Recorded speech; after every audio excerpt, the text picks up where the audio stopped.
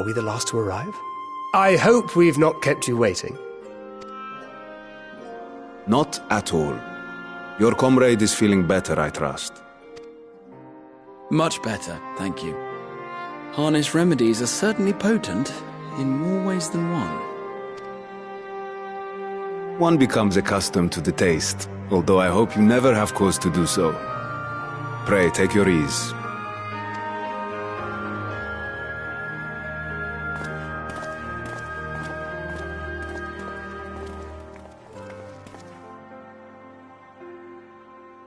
Full glad I am to see you all unharmed.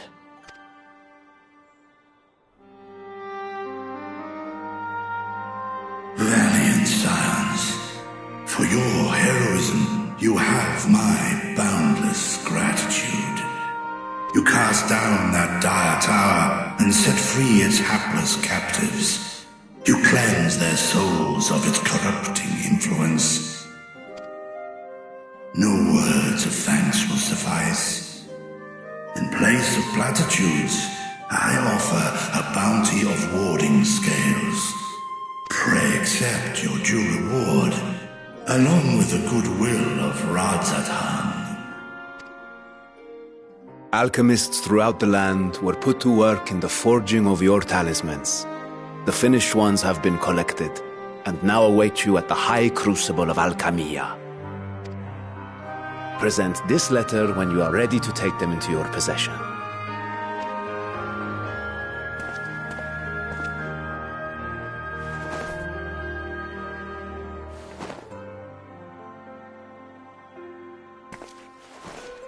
We are humbled by your generosity.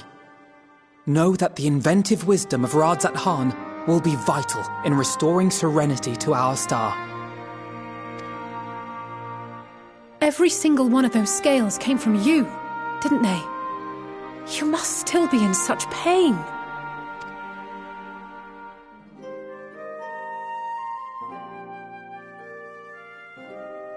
"'Tis of no moment. A mere annoyance compared to the dreadful suffering inflicted upon this land and its people.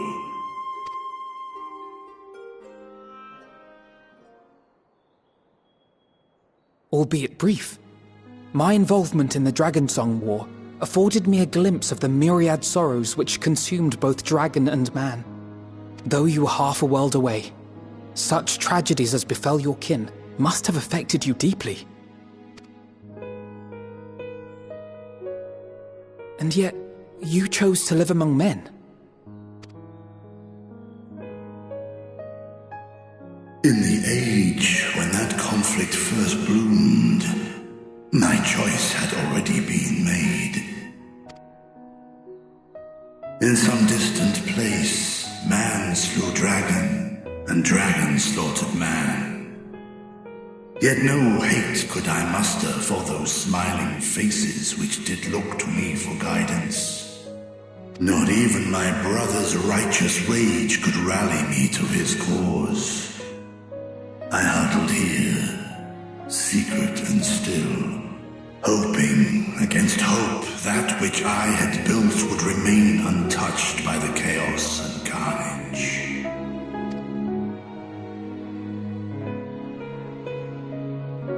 'Twould seem we share the same desire for peace, great Vritra. To that end, I wonder if we might trouble you with another question. The Telophoroi are intent on recreating the final days, an apocalyptic event which we know to predate the sundering of the star. As the longest lived among us, know you aught of this terrible cataclysm?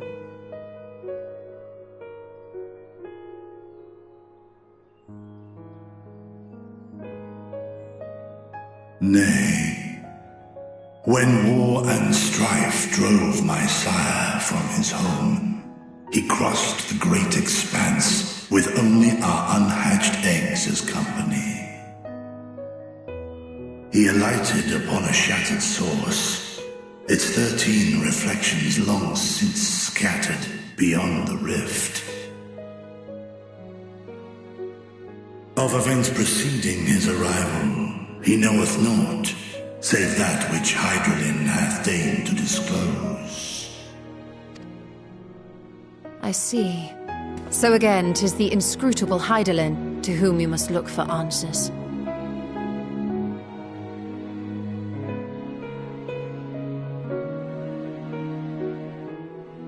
Seek you to divine the will of this star? If so, I have a tale which may afford you some small comfort. 'Tis a story from my youth, many, many years ago. To my sire I once posed the question, Of all the stars in the sky, why didst thou settle upon this one? To which Midgardsormr did reply, 'twas the last bastion of hope. He believed so long as Hydaelyn endured, so too might dragonkind. Solemn and portentous were his words. What deeper meaning they held, I could not, dared not pursue. 'Tis a stone I've left unturned ever since. Yet take you solace in the knowledge that whatsoever Hydaelyn does strive towards, 'tis an ideal which hath earned my sire's conviction.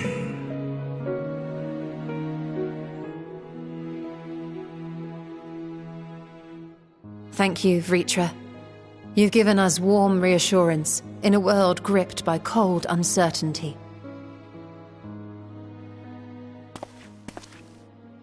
While I'm sure we all have a great many questions, I think it's time we collect the talismans and be on our way.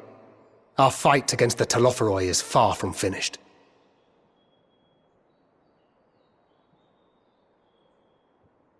We must take our leave, but please do inform us if we can provide any further assistance.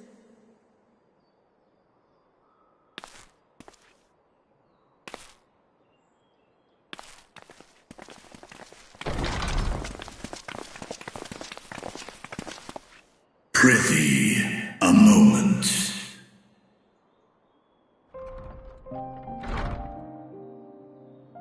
There is one whom my sire hath judged worthy of honor and respect. The one known to men as Eorzea's champion. This hero of renown and rumor, 'tis thee.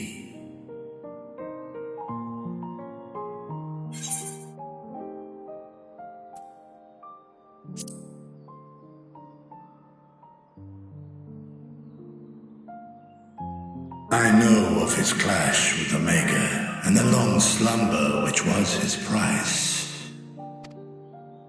Yet even closed in sleep, my father's eyes are far from blind. He is watching over thee, watching over this world.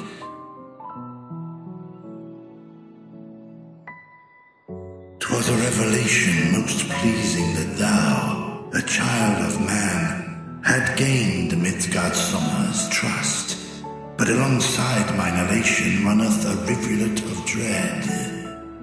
For upon thy life's reel wind too many threads of fate, power, weal enmeshed with woe. Amidst this tangled knot thou shalt know no rest. 'Tis an endless confluence of forces, a struggle without surcease. More terrible still is the attrition wrought upon thy companions, as they are swept up in the storm of thine existence.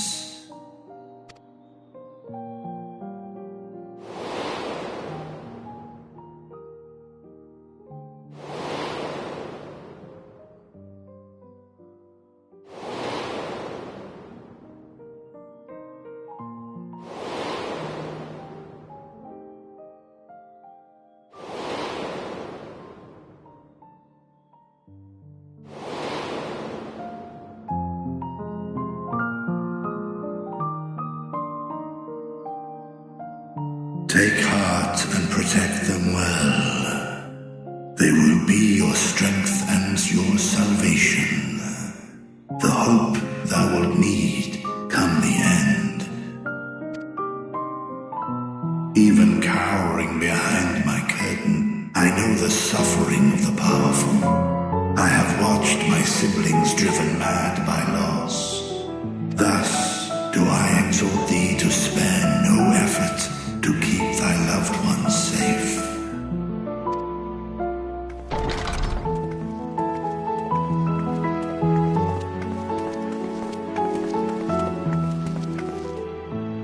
Apologies. We hadn't meant to interrupt. It's just that we do have a history of suddenly collapsing, and when you didn't follow us out... 'Tis I who must apologize. I have detained your champion overlong with idle chatter. Go. At war's end, I pray I welcome thee back into my hall, where together with thy joyful comrades, you may toast your triumph.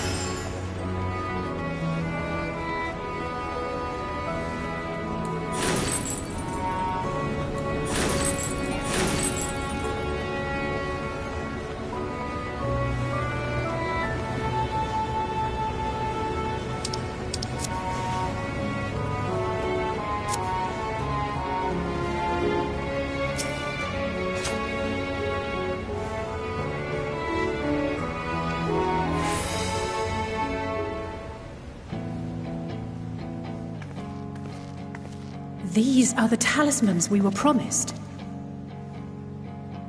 Yes, and I made a quick count. There are far more than we could have hoped for. Enough to outfit an entire company of soldiers, in fact. Considering the involved process, that they were able to manufacture so many in such a short span of time is nothing short of a miracle. Once we have distributed them to our allies in Eorzea and the Far East, we'll have a fighting chance to bring down the other spires, just as we did with the Tower of Zot. Or we could use them to invade Garlemald proper, and strike directly at the Telophoroid's base of operations.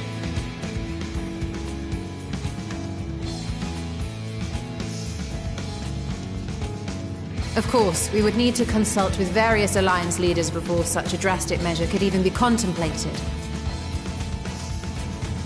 To which end, I could set out forthwith and present the idea to each of our allies in person. Pray allow me to undertake some few of those journeys. I find myself restless and in need of purposeful duties. I can head eastward. Bosnia and Dalmasca are just a short hop from here. And Doma's shinobi network should come in handy for passing on the word. We shall share the burden then. Meanwhile, I think it best that you and the others take the talismans back to the Baldessian Annex. We must keep them safe and secure until we've decided upon a course of action.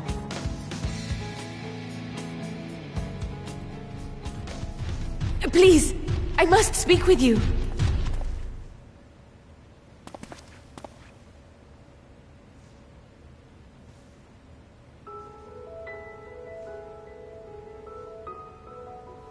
Nidana, you're awake. Yes. When I spoke with the carer at my bedside, she told me that one of the scions, a young woman, had cleansed me of the tower's corruption. It seems I'd been asleep ever since the treatment. But when I awoke and learned you were all still here, I knew I had to come.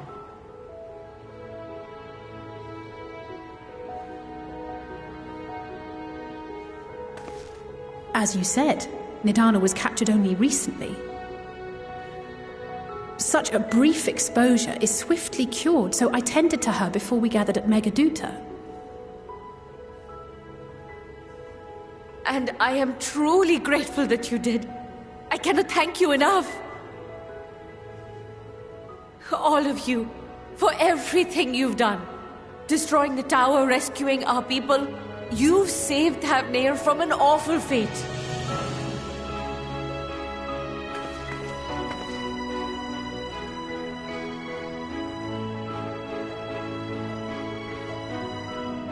Yet who hath truly saved whom? Due in no small part to thine inspirational courage, the alchemists were successful in reproducing warding scales of proven efficacy. Replications of thy work now stand ready to travel across the seas, unto the hands of those who might wield them against this rising evil. The talisman? Is this true?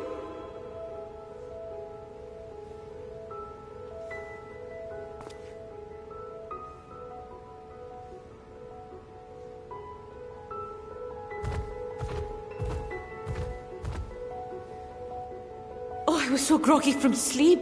I didn't even think to ask. Oh, our great work sent across the seas. It was worth it. Oh, it was all worth it.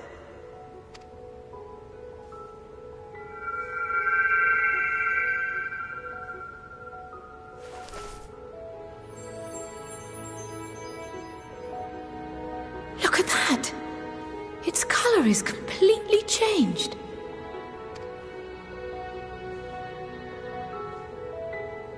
What do you have there?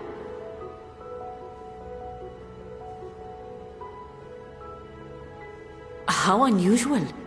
I wonder if the effect is a reaction to Akasha. I'm afraid I'm not familiar with that term. Akasha? It is one of the unseen energies defined by Harnish alchemical theory. Though a gross oversimplification, some describe it as an essence influenced by feelings. You imply that it is distinct from ether. Us foreign scholars often conflate the two, but we see them as separate concepts. Ether is an energy which permeates the land. It exists within animals, objects, even the air we breathe, affecting all through which it flows. Akasha, on the other hand, exists in a domain beyond our reach. A gift bestowed from on high, or torn from the heavens in some traditions.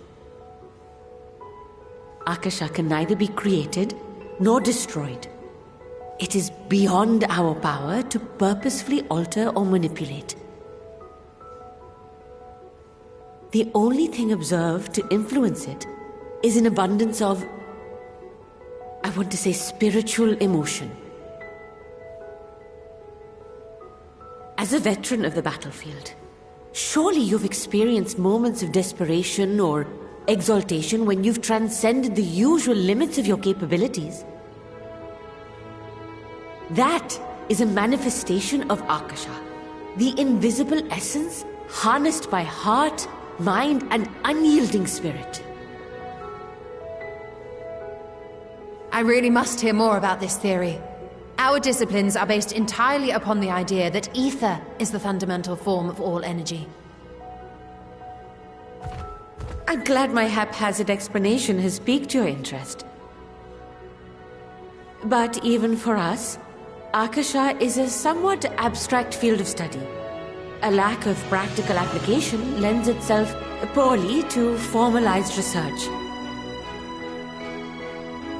Which is why my analysis of your flower can amount to little more than idle speculation.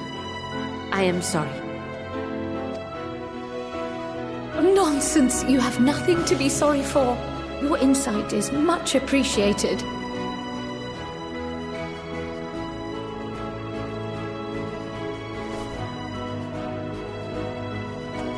Shall we depart for Sharlayan then? I will see to it that the talismans arrive at the Annex. And we will be in touch once our talks are concluded. I suggest you rest while you can. From here onward, sleep is bound to be in short supply.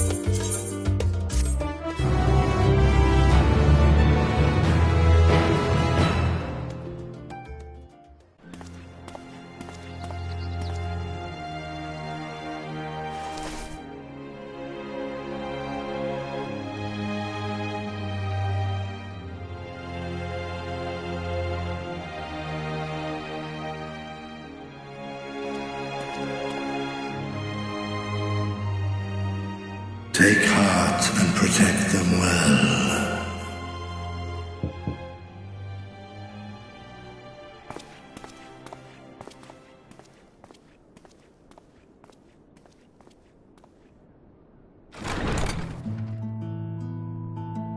Good, you're here. You haven't eaten yet, have you? We've bought quite a spread if you're interested. Only the finest dining from the last stand.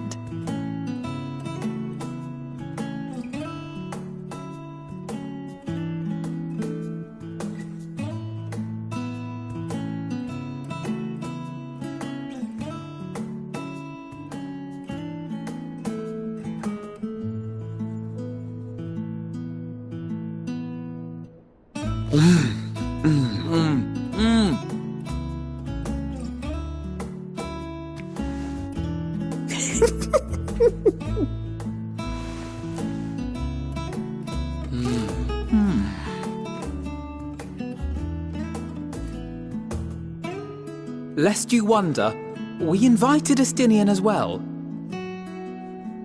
But he refused with a rather grim-faced, "No, thank you." I suspect Charlian cuisine is not to his liking. Oh, I don't know about that. Perhaps our lone wolf just needed some time apart. What? To perfect his brooding stare?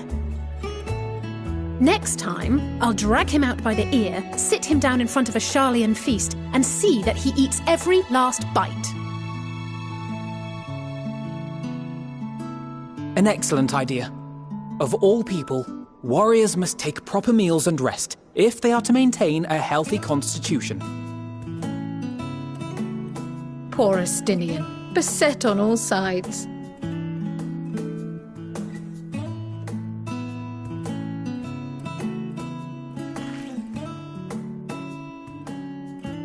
Speaking of one's physical condition, Mistress Cryle, I hear you recently played literal host to Heidelin herself. And what an experience that was. Tiring, yes, but no lasting harm done. If anything, I should have liked to speak with her longer.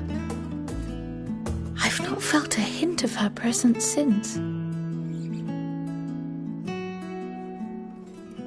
Heidelin instructed you to carry that flower, yes?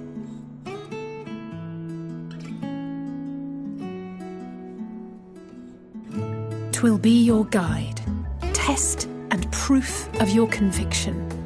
And then something about seeking joy in darkness, was it? Come to think of it, isn't that what happened with Nidana back in Radzat-Han? The flower did seem to radiate a joyful glow, as if reflecting the elation we all felt, the relief of a people with renewed hope. Indeed, and in turn I felt buoyed by that radiance. 'Twas akin to spotting a beacon and knowing we were on the right path. I know we've not yet triumphed over the Telophoroi, or learned the full breadth of the Forum's plans. But even within the midst of our struggles, we find small moments of joy to sustain us. Rare and hard-won perhaps, but it is this pursuit of happiness that gives us the strength to carry on day after day.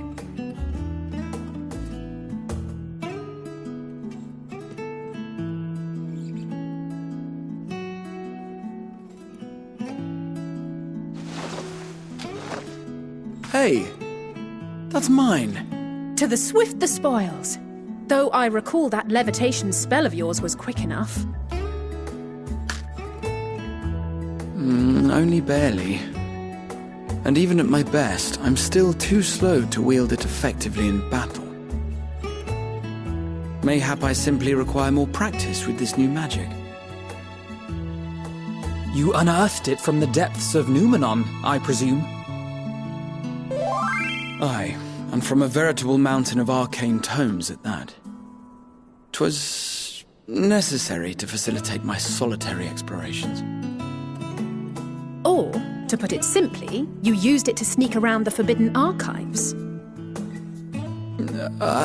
Yes. Well, after a fashion.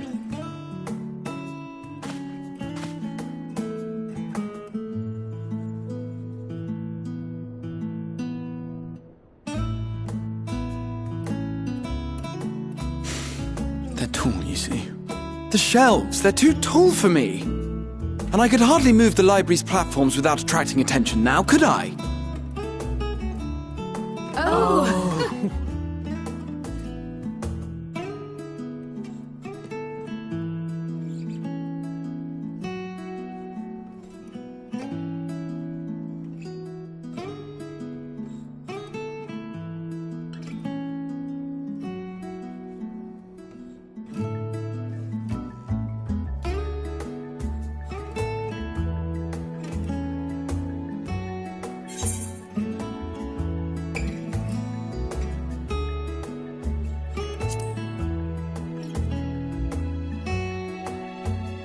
I'm not that ambitious.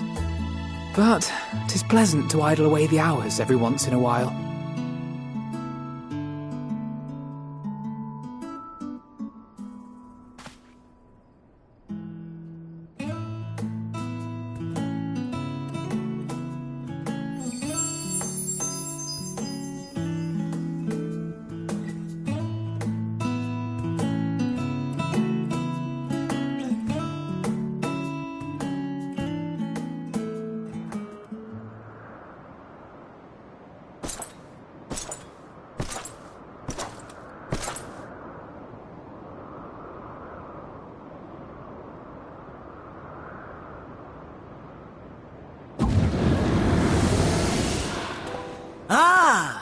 Enjoying the bracing cold, I see.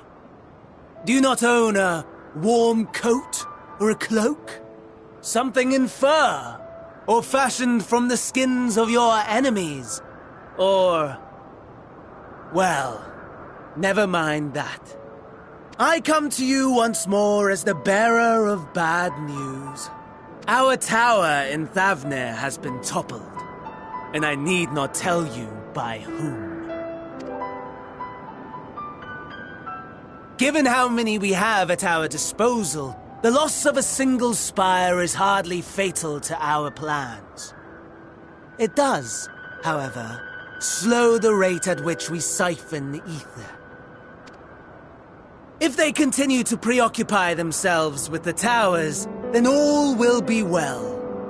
But should our foe prove bold enough to strike at us here, then the timing becomes...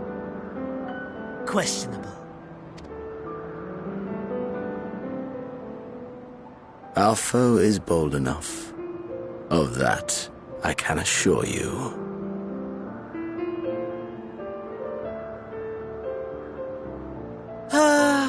Yes, very well then. I suppose I must prepare a proper welcome.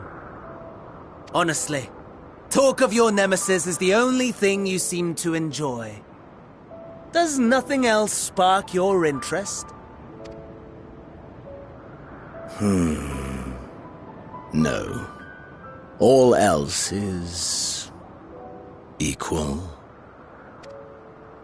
Equally tedious. Equally disappointing. The world is a tepid bog into which we sink, too weak to thrash as the mud clings to our eyes and fills our throats till we blissfully choke. But then came the light, blinding and pure and hot, so very hot, enough to set my soul aflame. I basked in the afterglow until the void yawned once more, and then I knew the muck would never claim me again. There was naught for me ahead, so I drew the curtain on all that had come before.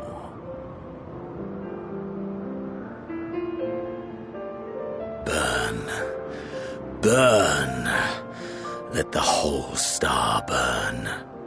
I will have my contest. I will reclaim my moment.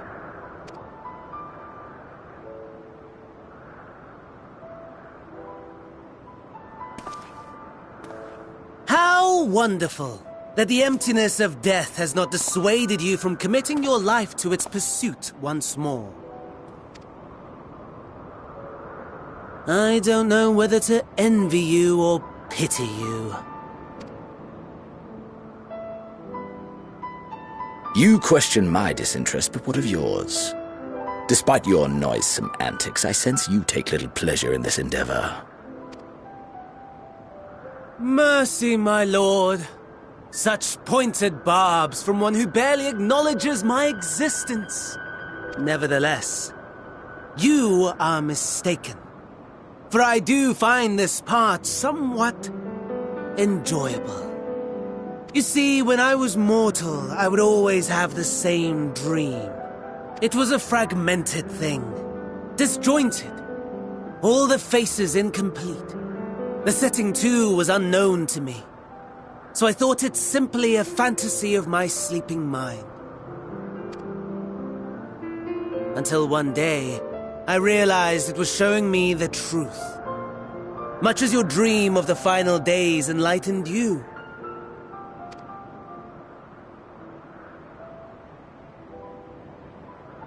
And soon, very soon, the rest of the world will see the truth of my dream, too. Yes, I think that is something we can both enjoy.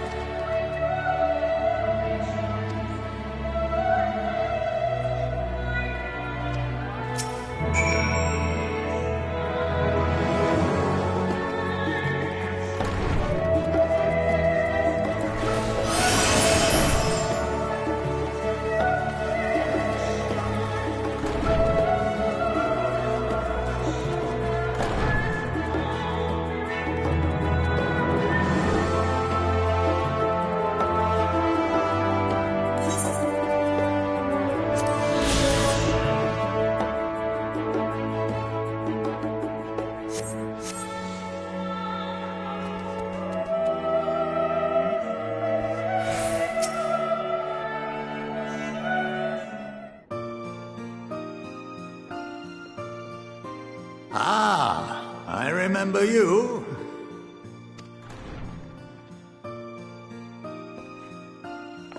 I pray we have not caught you at an inopportune moment. We wanted to offer our thanks for your kind words in the forum.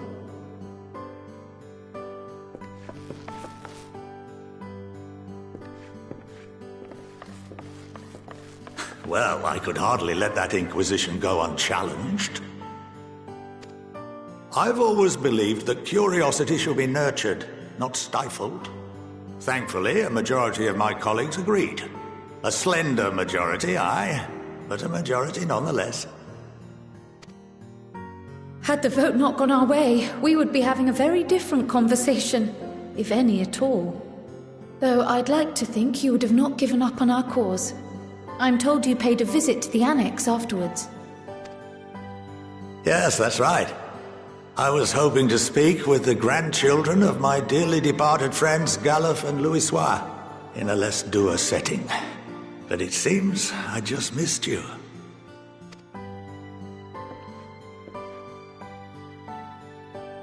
I still can't believe how much you've grown. If only your grandsires could have seen the way you presented yourselves to the Forum. Why, it fair brought a tear to my own eye. You must have the patience of a saint, putting up with this lot and their antics. Never mind Matoya's prize student. Luckily, I know a thing or two about managing unruly younglings. If you ever need advice, don't hesitate to ask.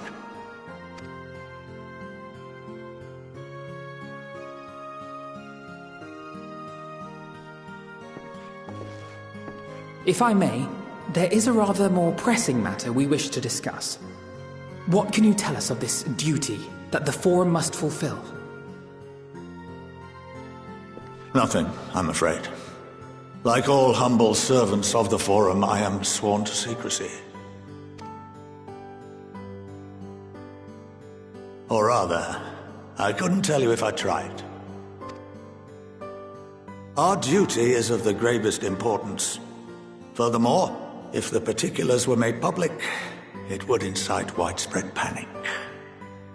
As such, those entrusted with this duty have been bound by an enchantment, which prevents us from speaking of such matters without the express permission of the Forum. How is that even possible? It's been some time since I last gave a lecture. Please, take a seat.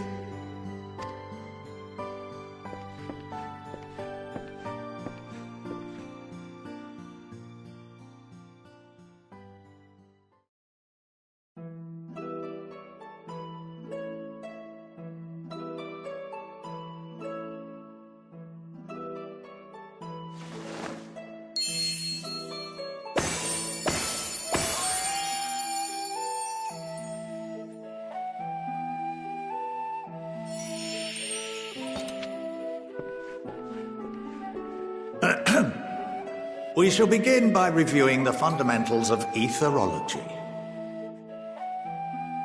The ether, which imbues us with life, can be categorized into three forms. Two are of the incorporeal sort, the soul and the memory. Can anyone tell me the third?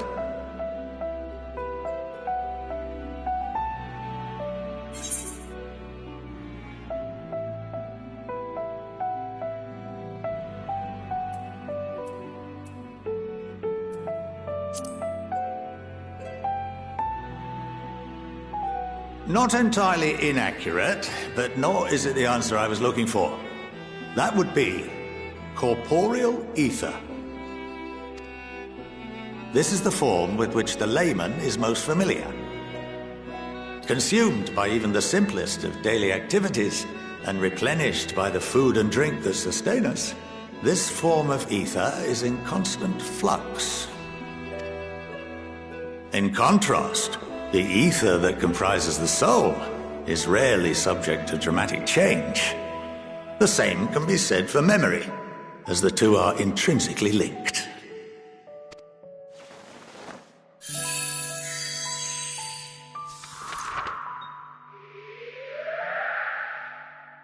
Picture the soul as paper, and memories as words written upon it. Now, what would happen if that paper was doused with ink? The same type of ether as comprises the memories.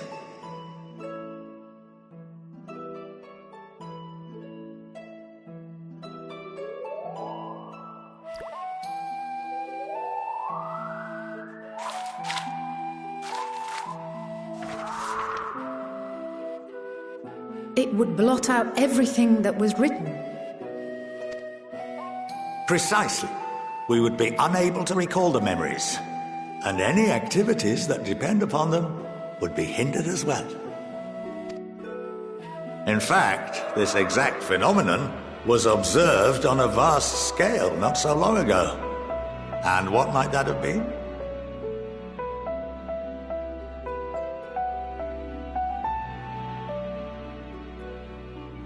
The seventh umbral calamity.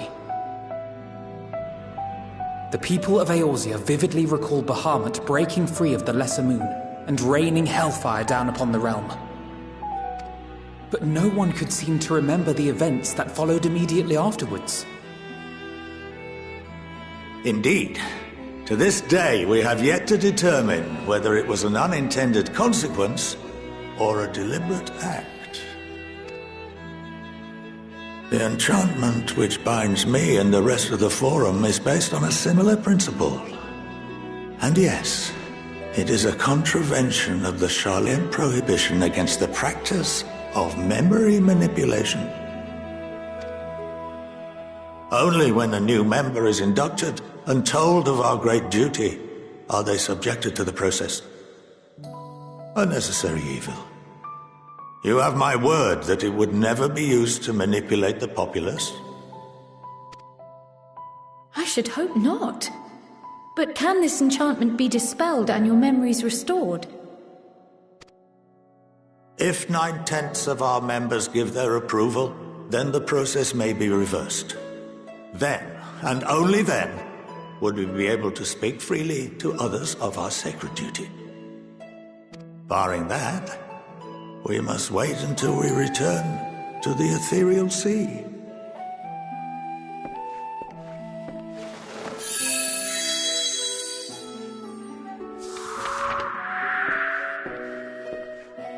For there we will be purified, the blots upon our souls washed clean.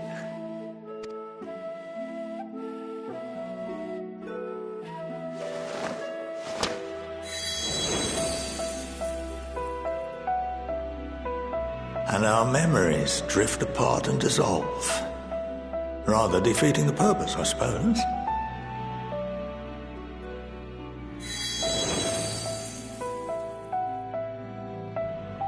But there are those memories that are indelibly etched upon our souls, some believe.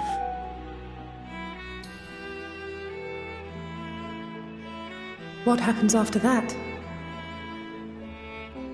We are reduced to pure ether, coalesce with that of others, and create souls anew. Alternative schools of thought assert souls remain whole and return to the corporeal world, reborn into another form. Both theories have their proponents. Personally, I consider each equally probable.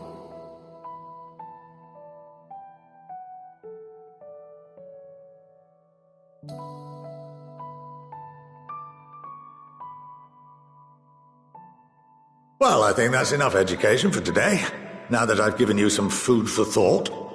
Or rather, an entire banquet.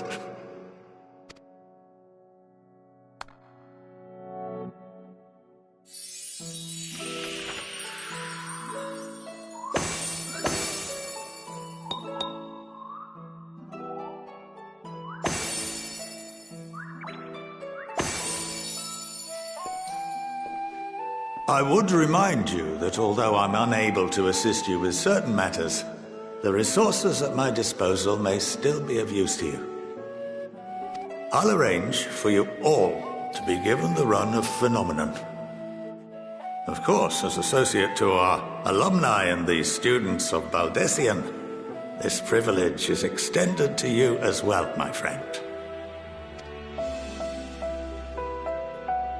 Oh, and I suggest you speak with Ki Aliapo.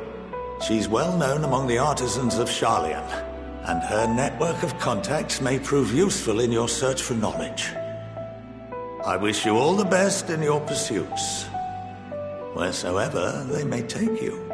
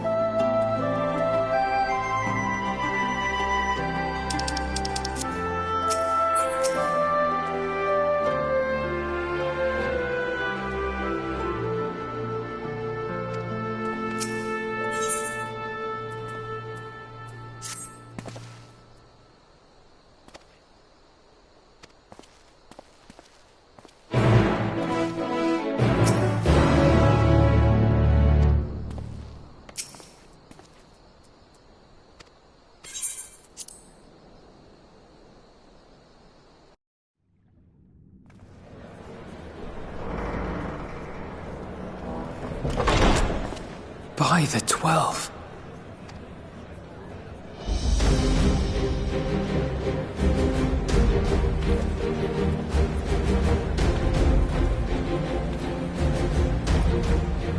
Glad you could join us.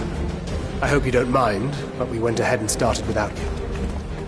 As you can imagine, our traveling companions were eager to become acquainted.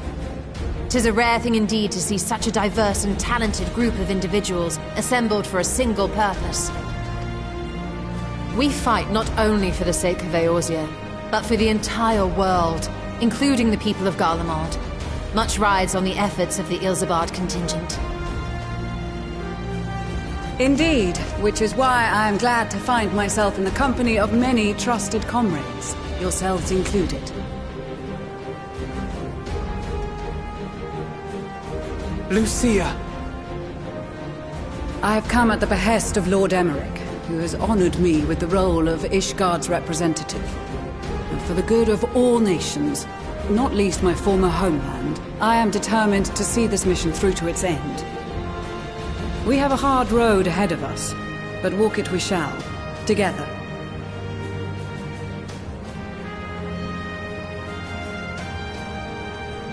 We too welcome this opportunity to work together once more. I have faith that, if there is a way to resolve this conflict, we will find it. Allow me to introduce you to the rest of our company. Everyone! If I may have your attention.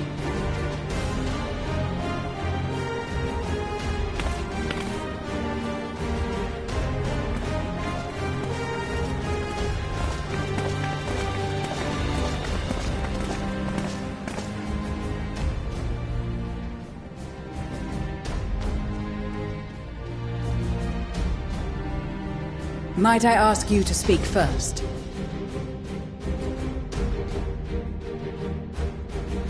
If I must. I am Arun Senna, spokesman for the Gridanian delegation, here on behalf of my esteemed sister, the Elder Seedseer. We shall provide support and protection to those in need during our time in Garlemald. To that end, I am joined by healers selected by the Conjurers Guild, with the Order of the Twin Adder's Finest serving as our escort.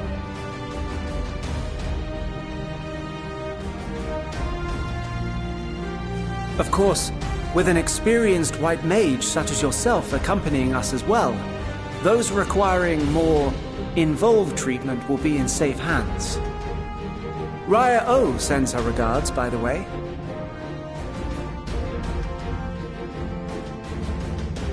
Suppose I'd better say my piece.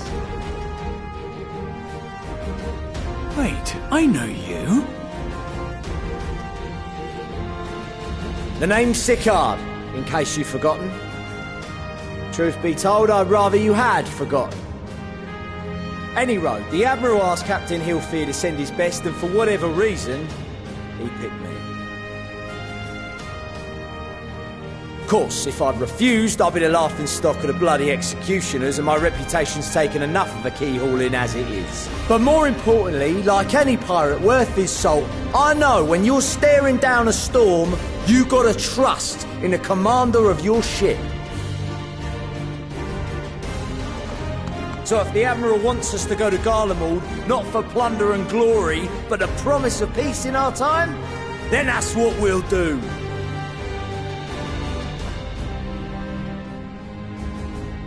Since we all know how much the Empire loves its steel, we thought we'd bring along a few smiths to make the most of it. Give them a pile of scrap and they'll cobble together anything you fancy. Of course, just like the Gridanians, we got fighters of our own. We might have come with a more constructive purpose in mind, but we're more than capable of cracking skulls, believe you me. Well, you're certainly raring to go. But then again, so are we. The most dependable warriors of Uldar and Alamigo have assembled at the Sultana and General Aldin's behest.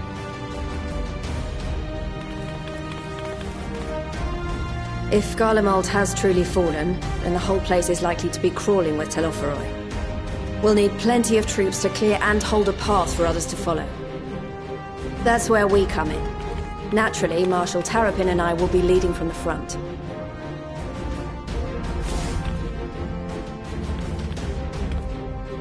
It's been some time since I last saw you in your element on the battlefield. From what I've heard, you've become pretty fearsome yourself. Master Matoya? The Avatar of Destruction?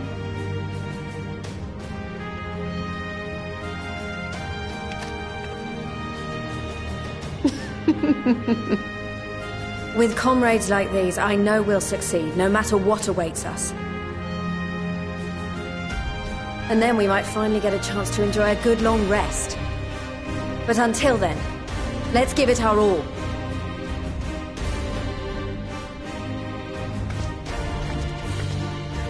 As for Ishgard, we Temple Knights have come in force to uphold our nation's commitment to the peace and welfare of our allies. The bitter cold of Garlemald is a formidable enemy in of itself. Our experience fighting in ice and snow will prove invaluable in the days ahead. Accordingly, I have been designated commander of the Ilzabard contingent. I will do all in my power to provide you with the leadership and guidance you require. The four high houses, House Hylinart foremost among them, have arranged for a host of machinists to join us on our mission. Their knowledge of Imperial Magitech is sure to be a great boon. They will address any problems of a technical nature, together with the smiths of Limpsa Lomitsa. There is another awaiting introduction. Lord Emanolain! Ah, yes. Emanolain de Forton, at your service. Though, lest there be any misunderstanding, I should stress that I've not become a fearsome warrior while you were away. Rather, far from it, actually. My brother, in his infinite wisdom, decided this would be an excellent chance to make something of myself. Oh, and fight for world peace and all that. But, should the opportunity arise for a spot of ballroom dancing, I will be your twinkle-toed gentleman of light.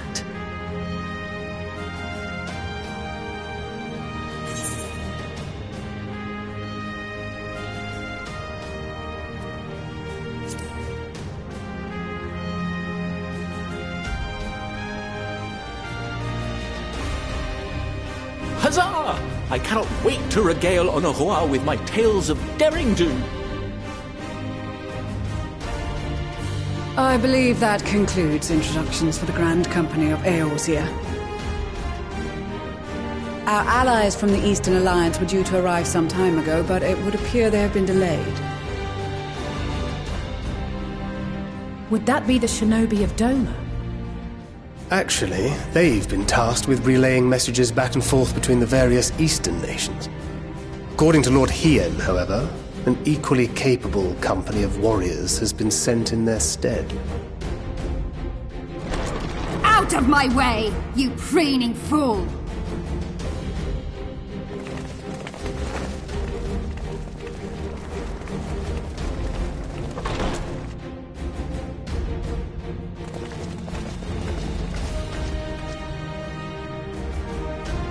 Forgive us for coming late. We are the delegates of the Eastern Alliance. Cyrena, and you've brought company.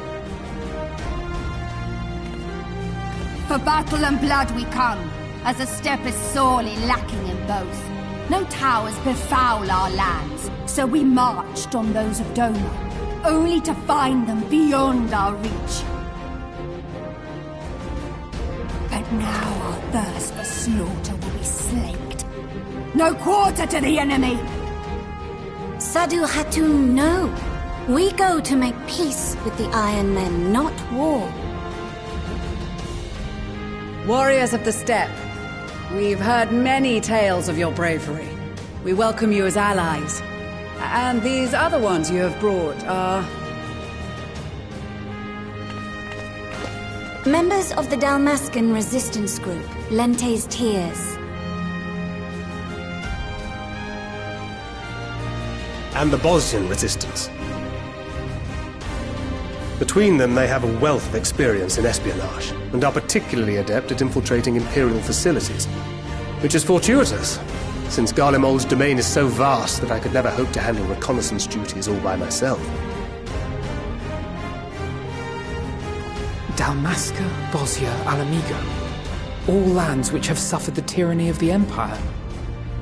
I would never presume to question your motives. Nevertheless, I must reiterate that our goal is to aid the victims of the Telophoroi, the common folk of Garlemald. And they are victims, make no mistake. Though I understand that many may struggle to see them as such. You're more right than you know. For every one of us that answered the call, there were a dozen that refused. Not only in Alamigo, but everywhere we went. And who could blame them? The Empire's always been the enemy.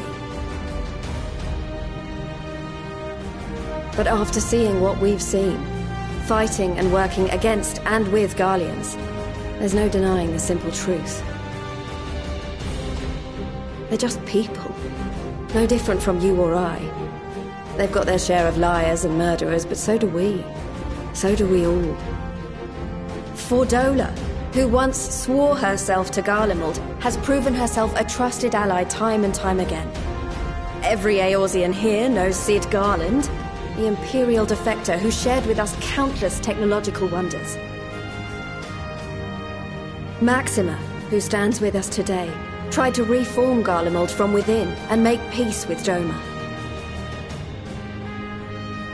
So you can believe me when I say that every fighter here understands and accepts that the Imperials are not monsters and are deserving of help. Or at least that they were able to put aside their feelings for the greater good.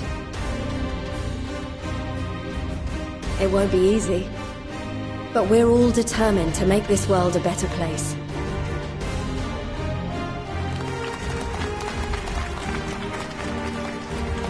What lingering concerns I may have had were clearly unwarranted. I agree with everything you said wholeheartedly.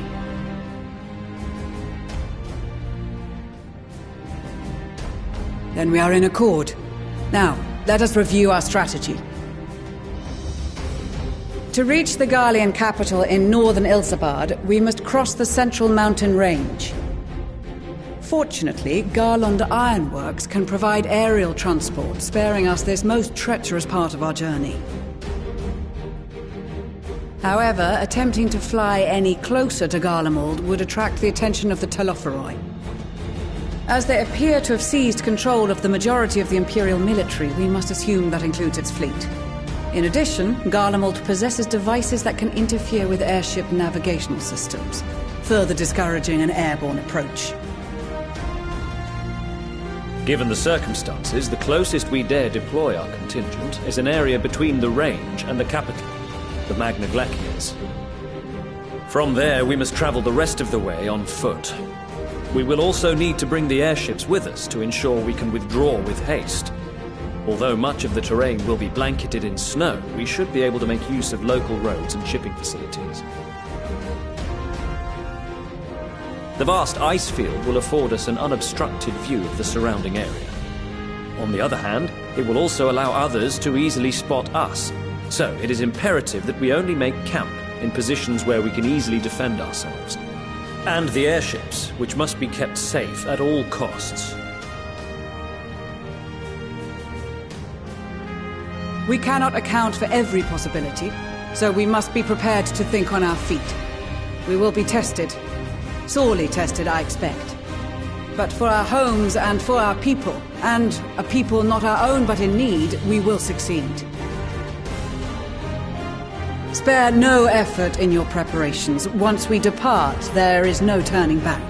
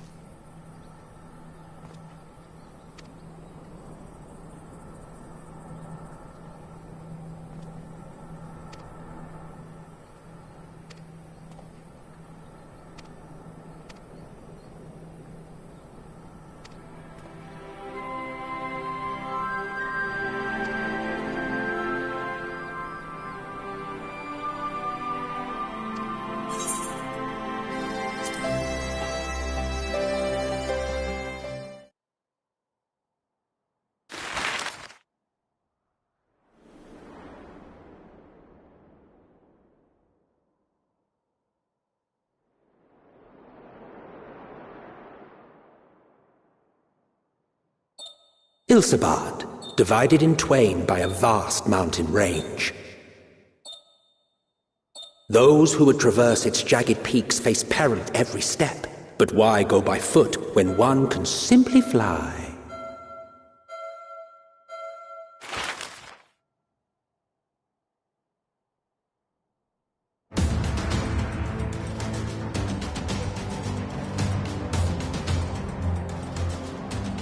On the outskirts of the Imperial capital, in the frozen wastes of the Magna Glacius,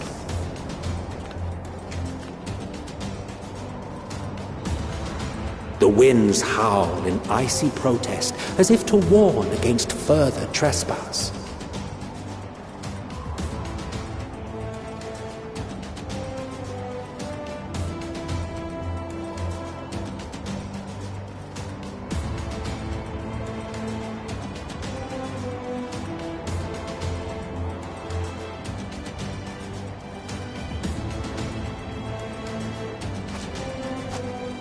We've received word from Thancred's reconnaissance party.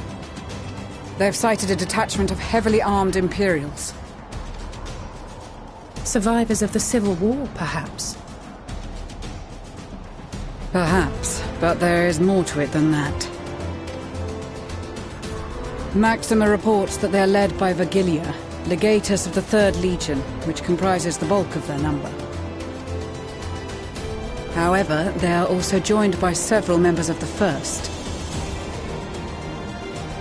From what I recall, the 3rd Legion fought for Nerva in the War of Succession following Varus's death. The 1st, on the other hand, were under the direct command of the Emperor and rejected Nerva's claim to the throne. These legions were enemies. Indeed. In fact, our sources claim that it was a conflict between them that sparked the Civil War. Yet now, these former foes cooperate to defend a ruined Garlemald from invasion. Then it is all but certain they have been tempered. So, what's the plan? If me and my crew is out reaving, we charge straight in, no messing about. But that ain't what we're here for. Quite right. Soldiers or no, they are people of Garlemald, the very ones we have come to aid. Direct confrontation is unavoidable. Nevertheless, we must make every effort to limit casualties on both sides. Rather than kill them, I would remove them from the field. How so? Savage beatings, disarmament, and imprisonment? Not impossible, but easier said than done in the heat of battle.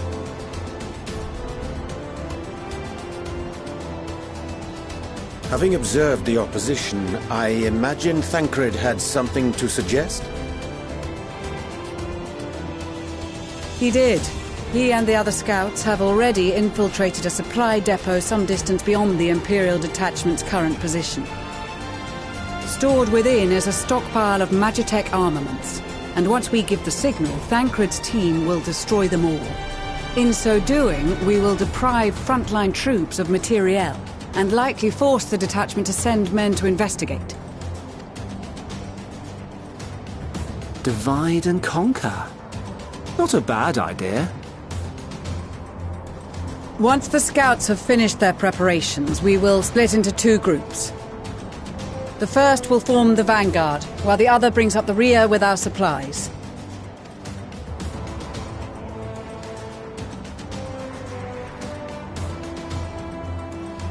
As for the Scions, I ask that you lend your assistance where you deem it needed most.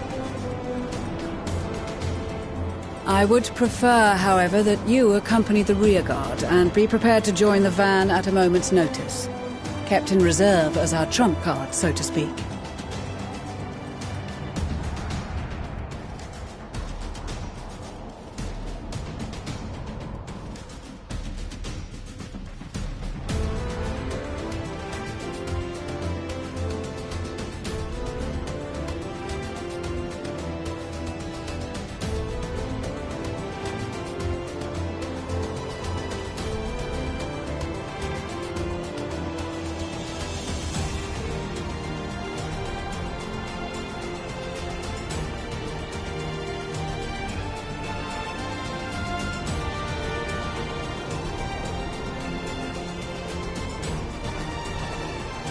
Your proposal was well received. More specifically, they asked that we destroy the Imperial's toys in as spectacular a fashion as possible. Ishtola always did have a flair for the dramatic. She's not an easy woman to please, but I shall do my best to satisfy her thirst for fireworks. All right, once more for my peace of mind. Our first objective will be to rig the enemy's Magitech with explosives. After we've withdrawn to a safe distance, we'll detonate them remotely.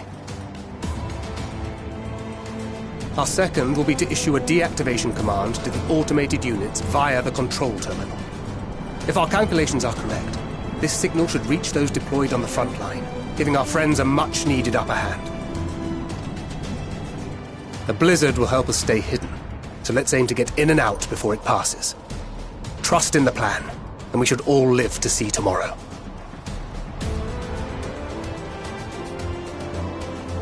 In the meantime, I will relay messages back and forth as the situation unfolds. You'll forgive me if I ask again, but are you certain you wish to play the lone wolf? Wouldn't have it any other way. Call it foolish and reckless if you like, but I'll get the job done. I always do. Very well. I wish you the best of luck.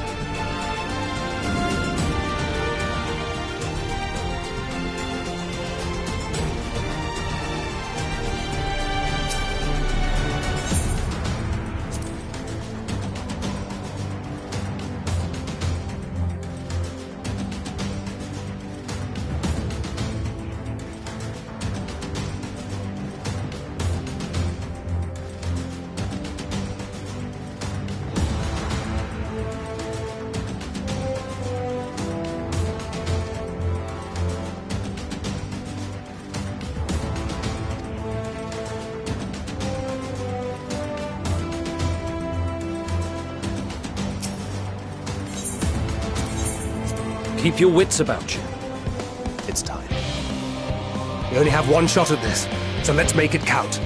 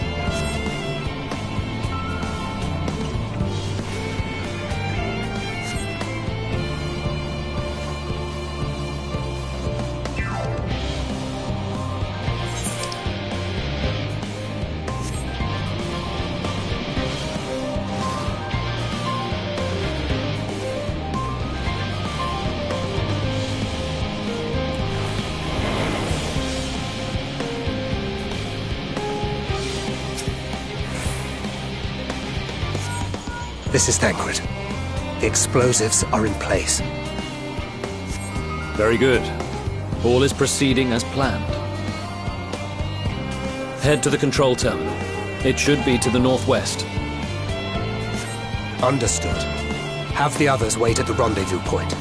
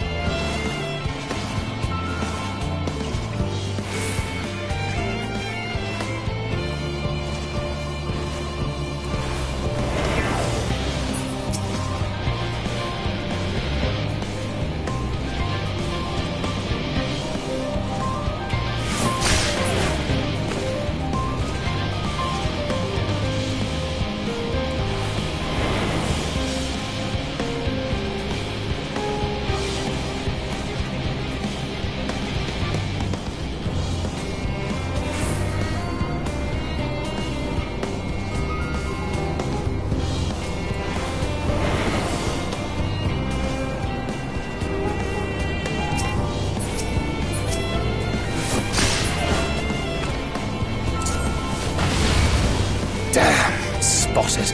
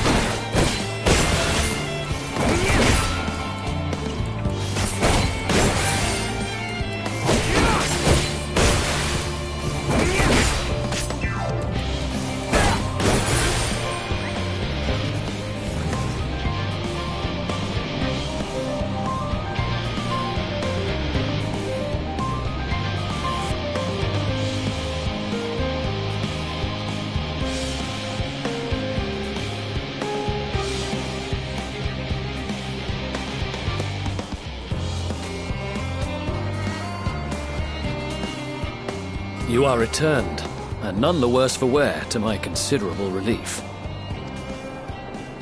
What news from our comrades? They stand at the ready.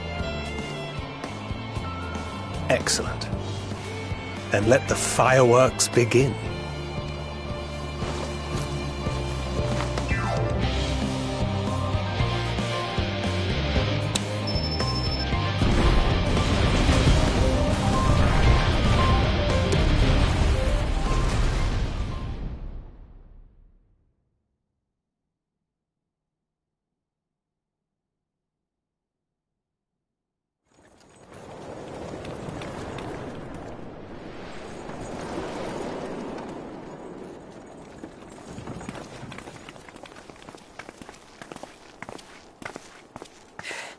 The blizzard's beginning to clear. The Vanguard should be engaging the Imperials any moment now, if they haven't already. Ishtola and the others are with them, so I'm sure they'll be all right, but...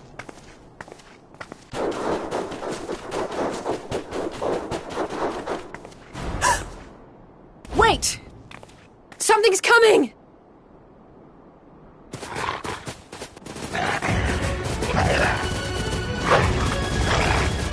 Oi, oi! Looks like we ain't the only ones who sent out scouts. Keep them away from the carriages! We lose those, and we're as good as dead!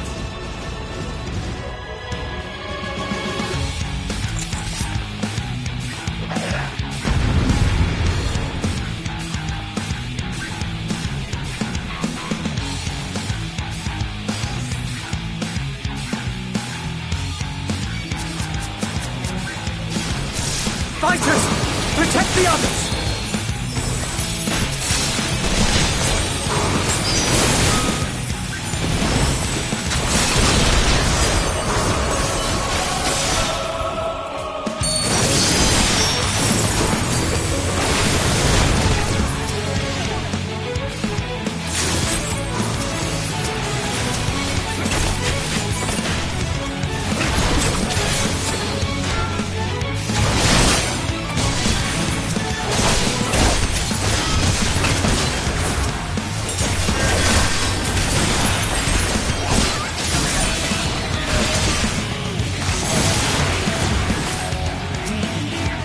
A brief respite, but stay alert.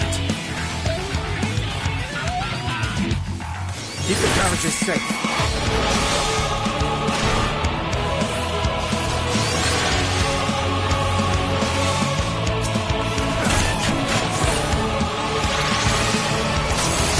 What impeccable timing!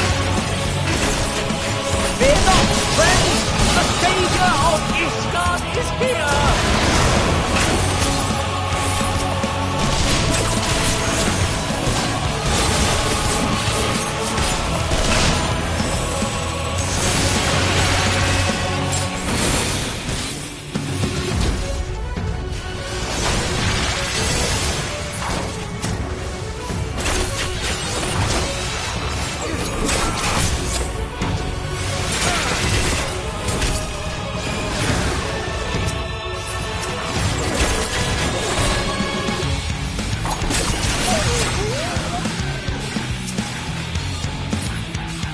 A fine display, but the other carriages are still in danger. Go on ahead. We'll hold the line.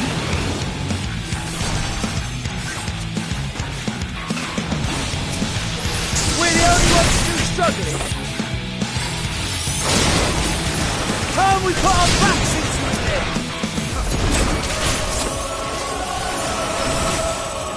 I've been itching for a good scrap.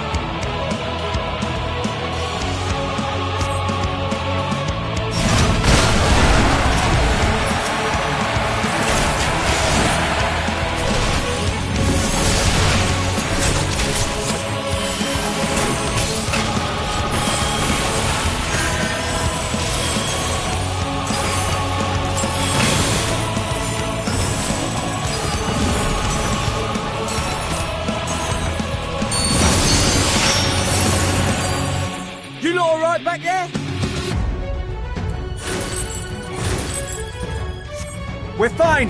I'm ready for more! Hear that? Get to the front and turn the tide!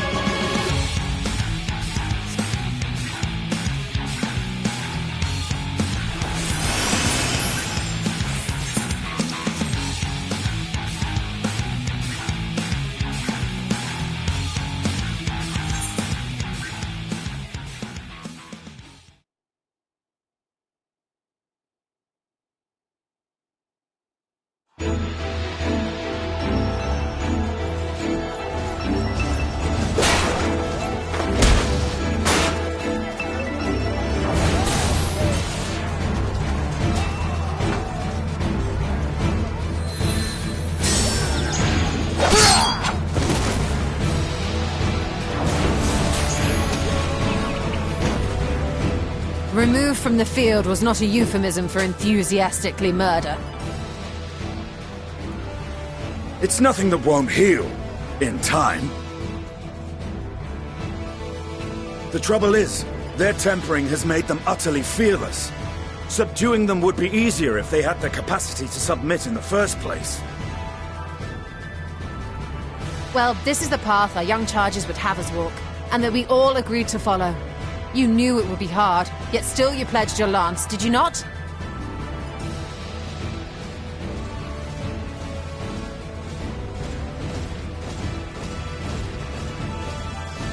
That I did.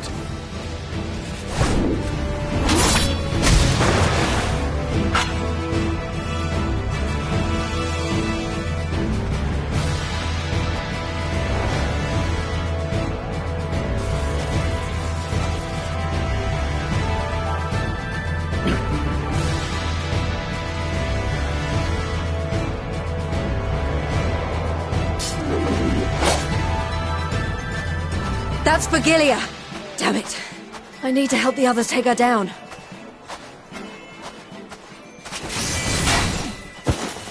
There's no end to them!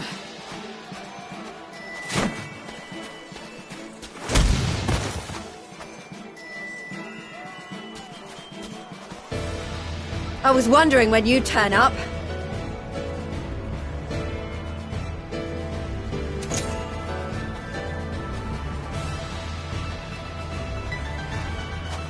There's no stopping us now. Come on, let's show them what we're made of.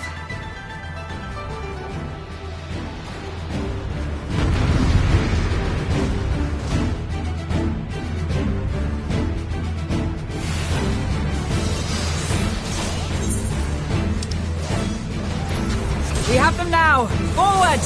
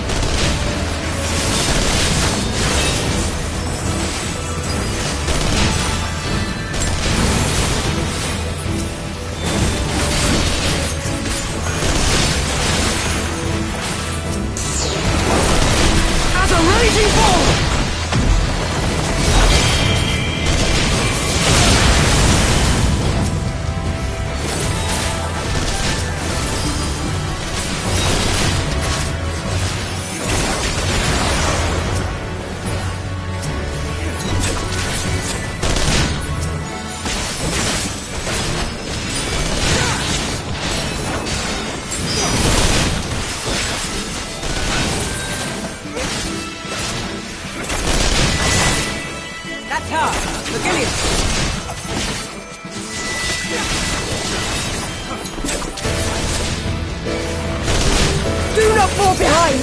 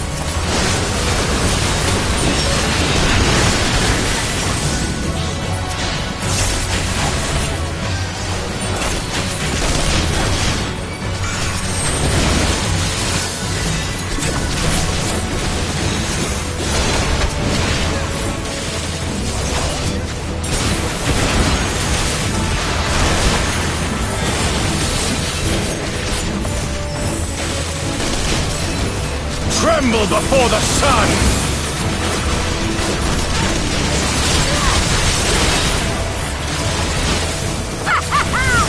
May your screams fill the air!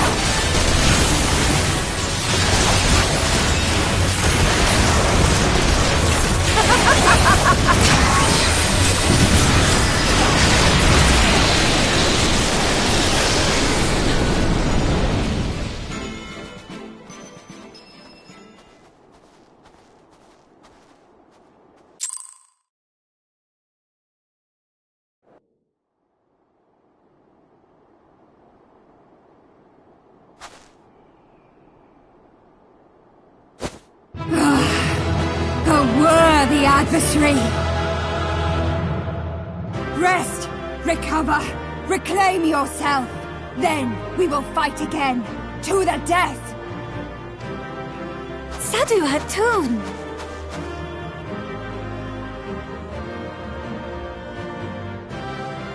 That was the last of them. The day is ours, thanks to your timely arrival.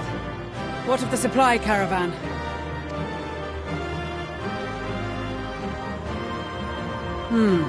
Outmaneuvered, but not outmatched. Good. Let us take the Imperials into custody and rejoin our comrades. And soon we shall arrive at the capital.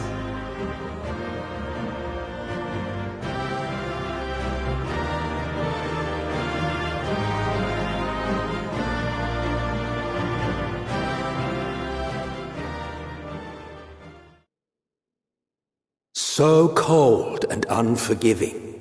Thus spoke Emperor Solus as he gazed upon his barren domain.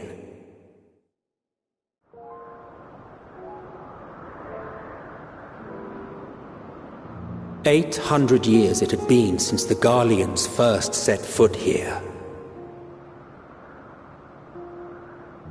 Bested by the Kavosi after centuries of war and driven from fertile southern pastures into the blasted northern wastes.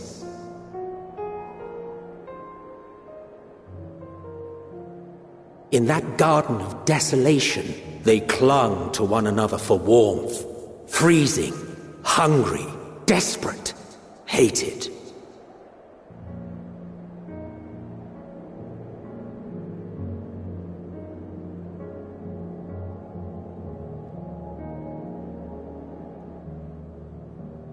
The chosen forsaken.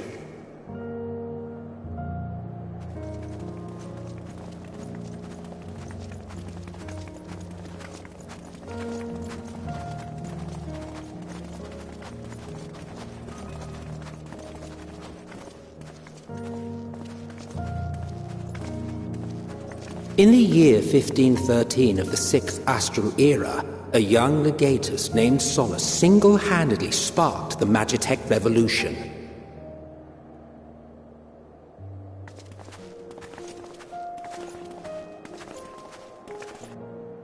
How did he conceive the machina that feed on ceruleum? Once a common, soft-spoken soldier, how had he so quickly ascended through the ranks? Like so many others, those who knew the truth are gone. Taking in the capital with his eyes for the first time, I recall thinking to myself, far colder on the earth than in the heavens. Yes, far colder indeed. Bitterly so.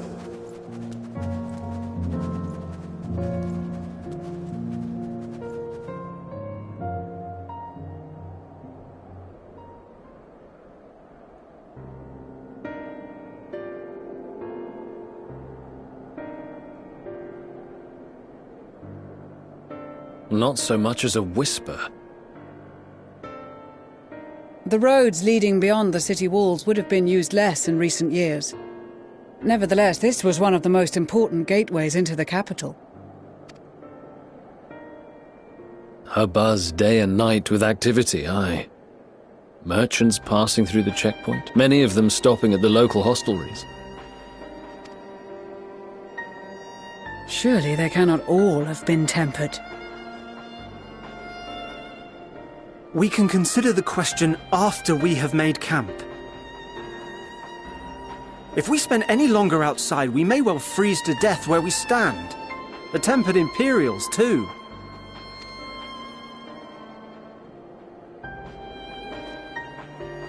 This will be our temporary base of operations. Secure shelter for ourselves and the injured, and dispatch scouts to survey the surrounding area.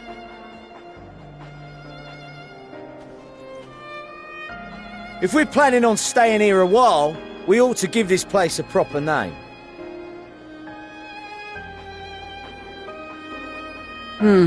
Well, the constant sound of ice cracking underfoot makes me think of broken glass. An apt name, perhaps. But enough of this. To work, everyone!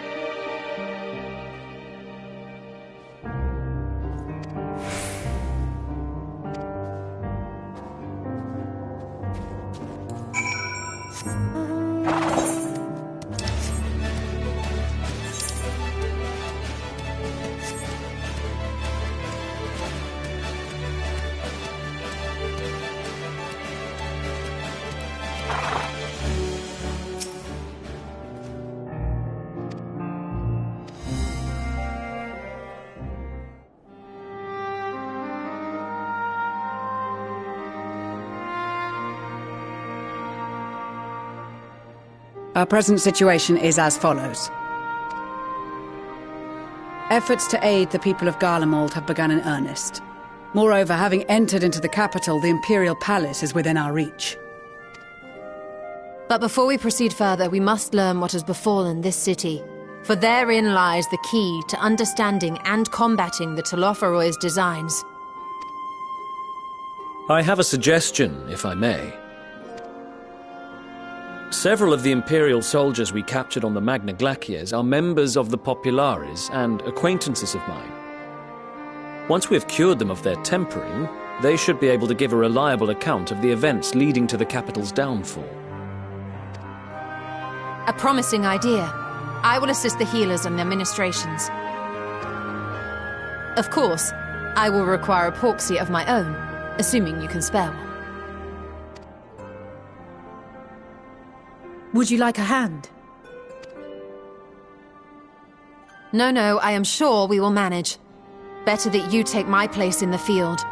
The noxious ether of this place disagrees with me, and as I shall need to draw on my own for the treatment, 'twill be prudent for me to remain within the camp.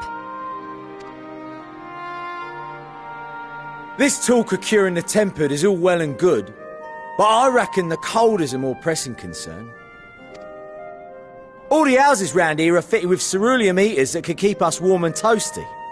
Problem is, the machines seem to have given up the ghost, and if we keep sitting around, freezing our asses off, we'll be next.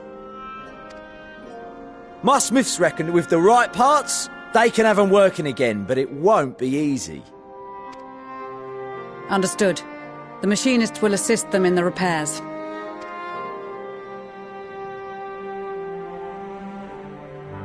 The rest of us should either stand watch or survey the area. We've made our presence known to the Telophoroi. They will be searching for us, if they have not already ascertained our position. That we have seen no sign of them since the battle suggests they have yet to do so. However, I suspect they may be biding their time. Or perhaps we are beneath their notice.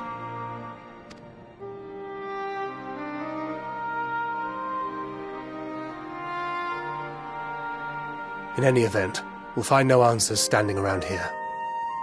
Urianger, Estinian and myself have visited Garlemald recently, so we'll lead the reconnaissance efforts. Perhaps bolstered by a few Bosnian and Dalmatian scouts from my previous excursion for good measure.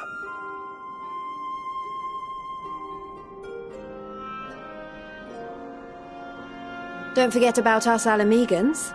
We have experienced scouts of our own. Well now, this is turning out to be a rather sizable team. With such numbers, we should be able to cover a wide area with relative ease, including that surrounding the Imperial Palace. How about you, Graha? I have a feeling we'll find a use or two for that vanishing spell of yours.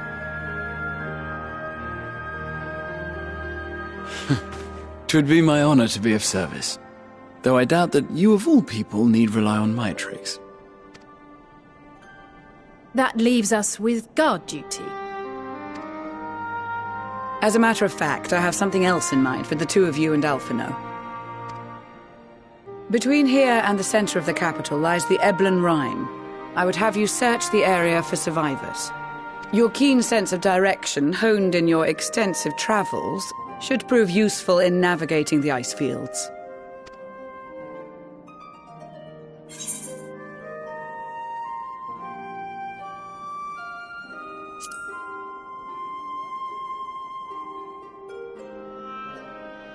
I have faith that you will, and look forward to greeting you on your safe return. You all have your duties. Let us make haste. May the Fury bless and keep you.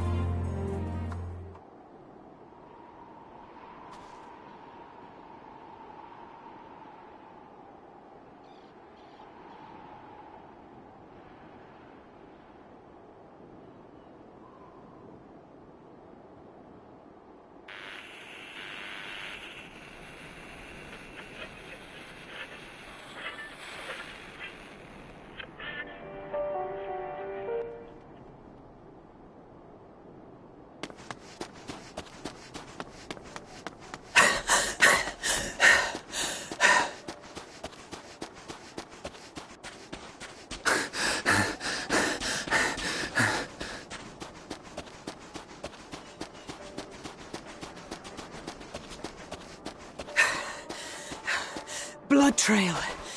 We found one. They were attacked.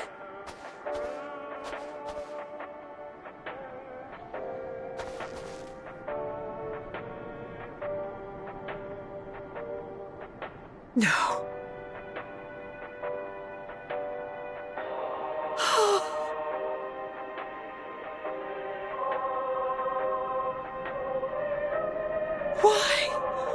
Why wouldn't they?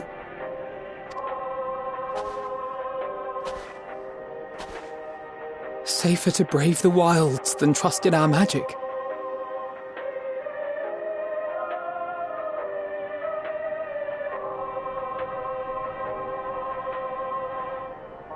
We should have...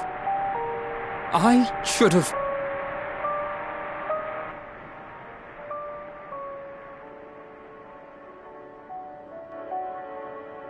We can't leave them like this. We have to take them home. What if we're only making it worse?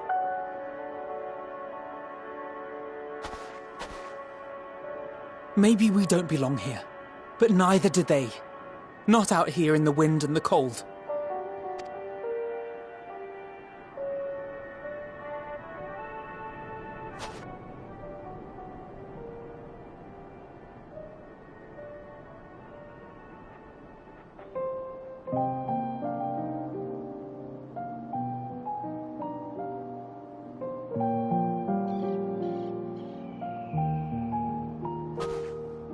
I heard the story about Varus's voice from beyond the grave. Of course I didn't believe it, but Licinia and her sister did.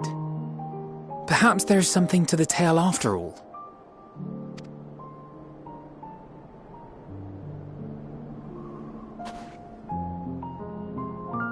I want to understand, so I'm going to borrow this for a while, if that's all right. You had every reason not to trust us. We came as trespassers, invaders. But I pray that in time, we will be more than that to you. That we will find a way to help your loved ones.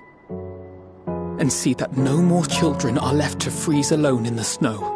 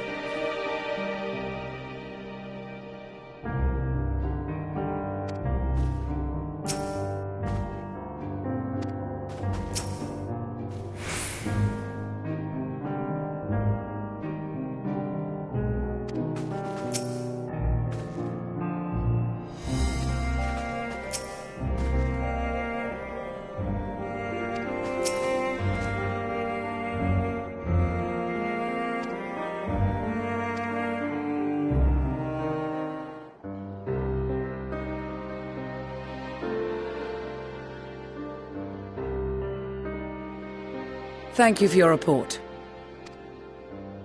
We shall inform the troops of these developments, and instruct them to proceed with the utmost caution should they encounter any survivors.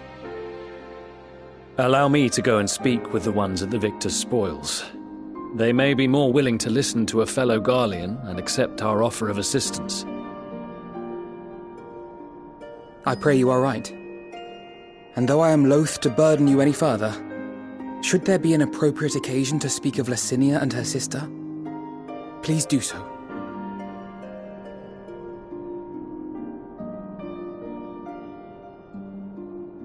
I am sorry to have put you through this. My distress is nothing compared to their suffering. So tell me, what else have we learned?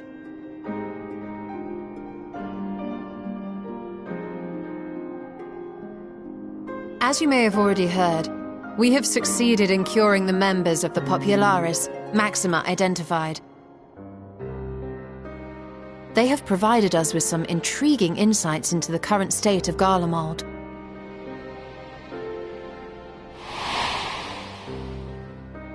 The assassination of Emperor Varus was the catalyst for the civil war. Nerva declared his claim to the throne, and his opponents refused to recognize it. Fighting broke out in the capital, where Nerva's 3rd Legion clashed with the 1st, who remained loyal to Varus even after his death. Of course, even Imperial warmongers would balk at the idea of turning their shining city into a battleground. Like burning down the wood to spite the wasps. Neither side would be so mad. Unless something or someone inflamed their animosity to such an extent that they could not help but act against their better judgment.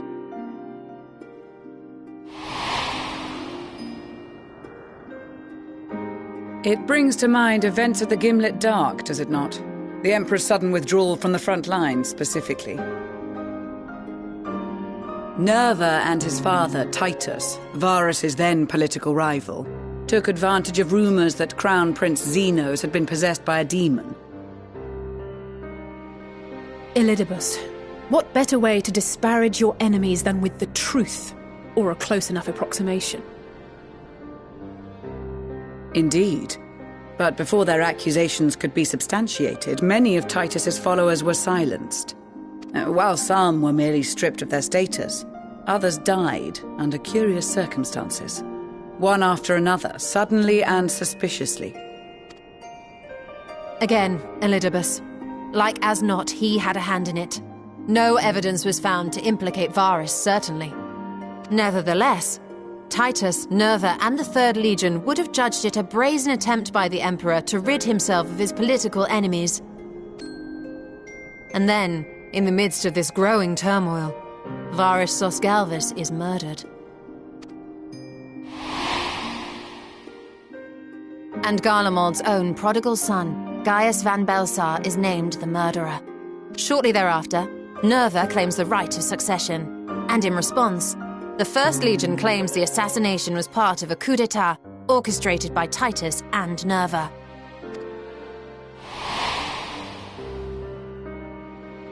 So no one is at fault, and everyone else is to blame. I should add that both parties received substantial financial backing, presumably to provide them with the means and encouragement to pursue a swift victory, and that these contributions came from the self-same benefactor. I'd heard House Brutus had been filling the 3rd Legion's coffers, but the 1st as well. It would seem so.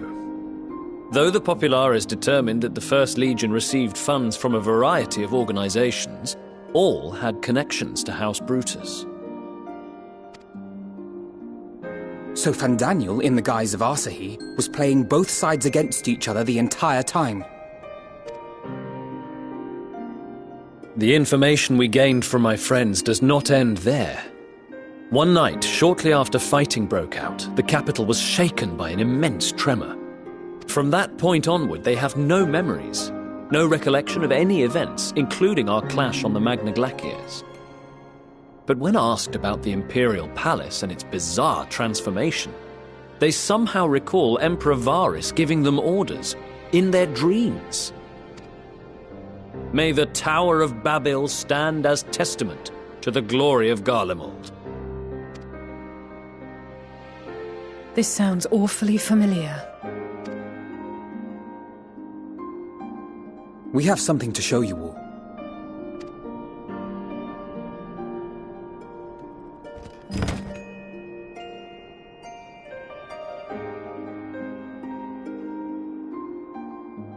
Varys spoke to them through this radio. Perhaps it was a recording, but if not, that would be inexplicable.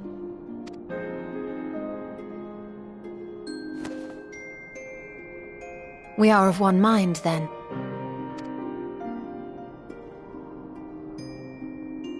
The ether that permeates the ore used in this device is almost identical to that of the talismans. I see it. While it is likely more by coincidence than design, these devices might also ward against a primal's influence. A picture is beginning to form. If the tremor felt throughout Garlemald was a wave of ether emitted by a primal, then while those within range would have been tempered, those huddled around a radio desperate for news concerning the Civil War would have been spared. No wonder Licinia kept it close. My friends! I must speak with you! A young man was caught trying to steal our supplies. He is a soldier of the Iron Men, we think, but one who has not been made thrall. Thankfully, Magni restrained him before blood was spilled. The stranger is outside, if you wish to ask him questions. I think we do.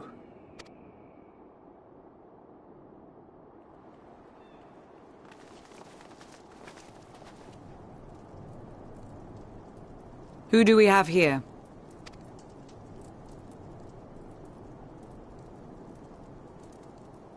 Garleans? Traitors to your homeland! Have you no shame?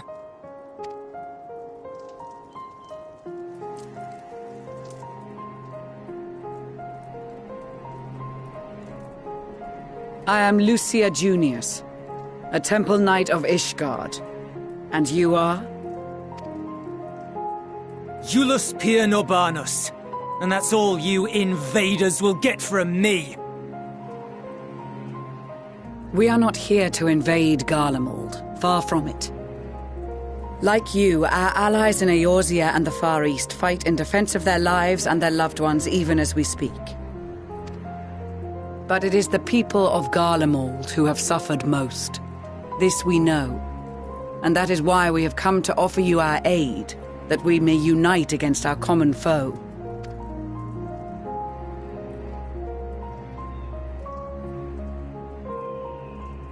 Whether you believe me or not, those are the facts. Now, answer me this. Why would a proud soldier of the Empire be reduced to stealing? The situation must be dire indeed for you to go to such lengths.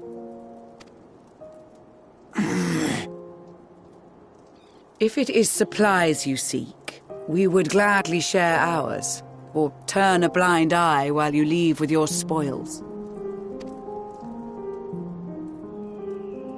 I will not negotiate. My commander will determine how to deal with you and yours. If you wish to treat with him, I will take you, but no more than 3. I don't much like the sound of that. But if we do accept his proposal, I suggest the 2 of us and...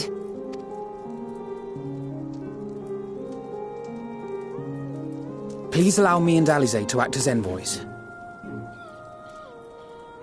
May I ask why? We have seen with our own eyes the hardships the Garleans face. How their futures and lives hang in the balance. It's not the warmest invitation, but it's an opportunity to prove our intentions true. Maybe not a chance to make things right, but a chance to make them better.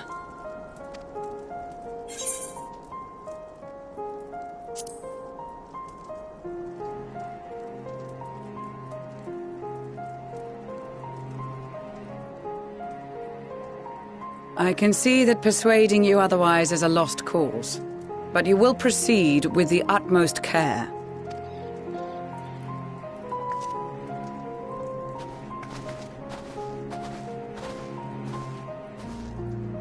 couple of children and what? A sellsword? Is this an insult? Not in the least. You will find that they are more than qualified to speak on our behalf. There are many dangers on the road ahead. I will need that back.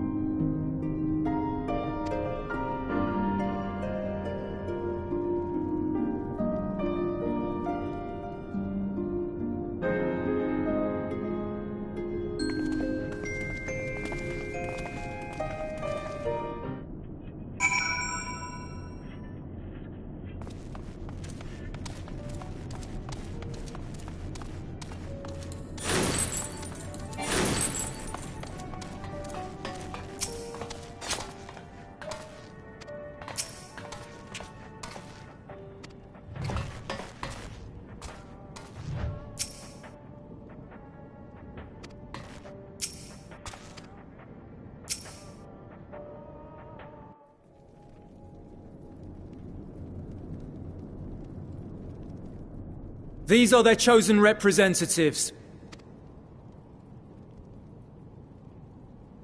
Very well. Let us hear what they have to say. Yes, sir.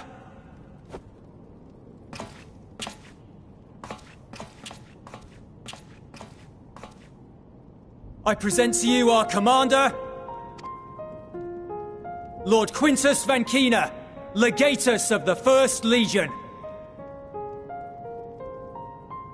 The First? I had no idea you had survived.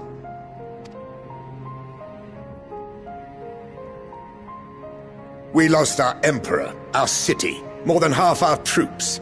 For my wounds, I may never take the field again. But we survived, aye. In a manner much to your liking, I dare say. We have no intention of adding to your misfortunes, nor do we bear you any ill will. Spare me. Though you children may speak in earnest, overtures of peace ever ring hollow in my ears. So long as man stands to profit from his neighbor's suffering, war is inevitable. Driven from our ancestral homeland into this blasted waste. Yet still you yearned to rob us of our paltry scraps.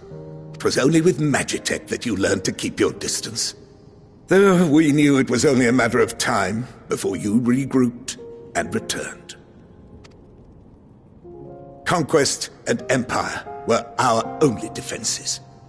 Emperors Solus and Varus understood this, and through their campaigns saw us grow and prosper.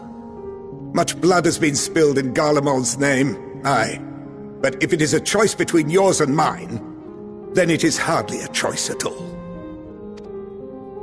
I do not deny that a great many conflicts throughout history were driven by the desire or necessity to gain by another's loss. That is not why we are here. Nor have we come to petition your aid in the war with the Telophoroi, grave though that threat may be. Our purpose is simply this. We wish to help you. Let us help you. If there is aught that can be done to ease your plight, we would be glad to do it. Perhaps you would.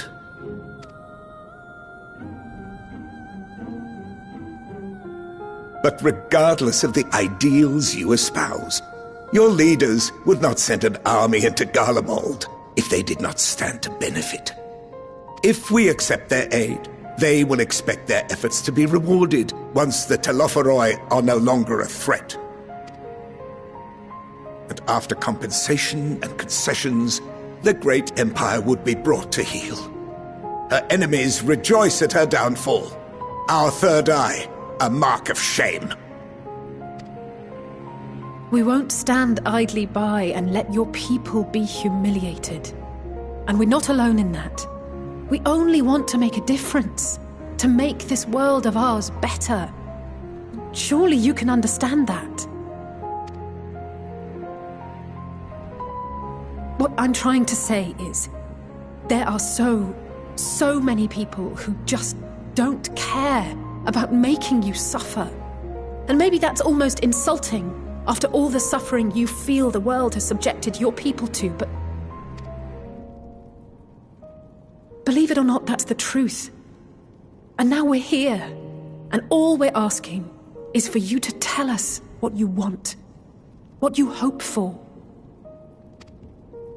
So much blood has been shed, so much lost. All because of this endless war. Who wouldn't want to end it? Can we not work together to face our problems as one?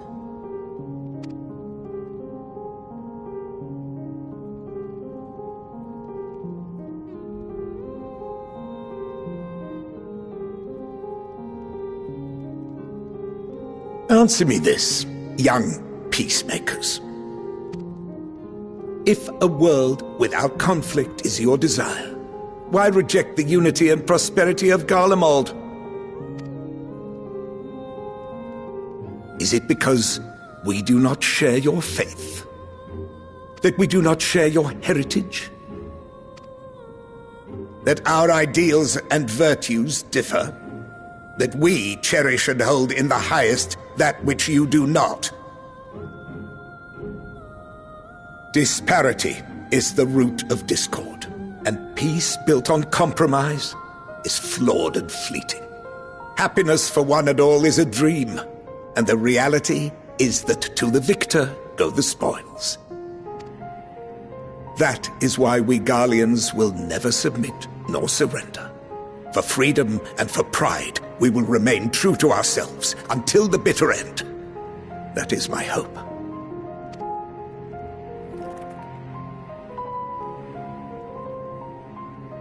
It seems there is nothing more to say on the matter.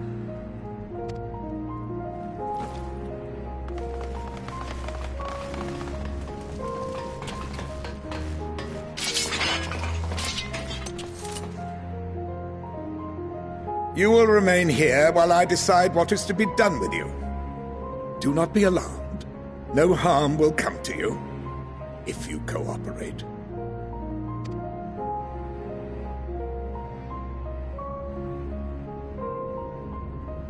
We will not resist. However, as your guests, I ask that we be allowed to speak with the other members of your group. As you wish. I had no intention of locking you up, as by dawn you would be frozen stiff and you're no good to me dead. You are free to move about the encampment, but there is one condition. Collar them.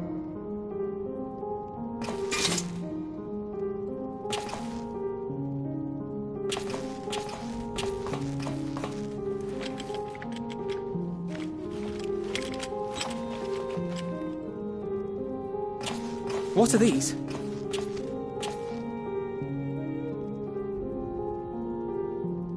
Incentive. You'll be watched at all times. Stray too far or act suspiciously, and we will administer a rather painful shock. Stop! Keep away from that one.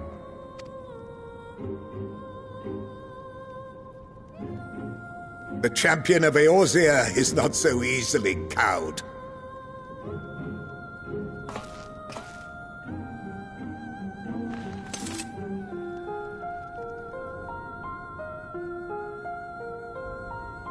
Even if he allowed himself to be collared, the shock would be no more than an itch.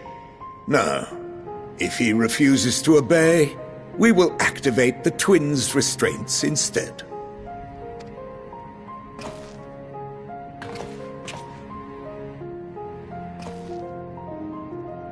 You needn't worry about us. We'll forget we're even wearing them soon enough. Even now, you still... Why go to such lengths? What is it all for?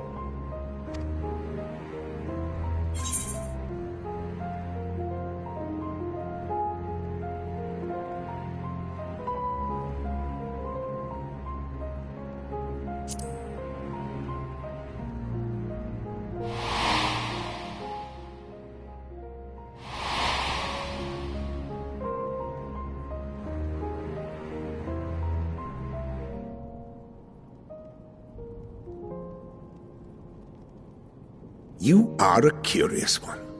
A far cry from the merciless barbarian others paint you to be. You will be their warden. Take them away. Yes, sir.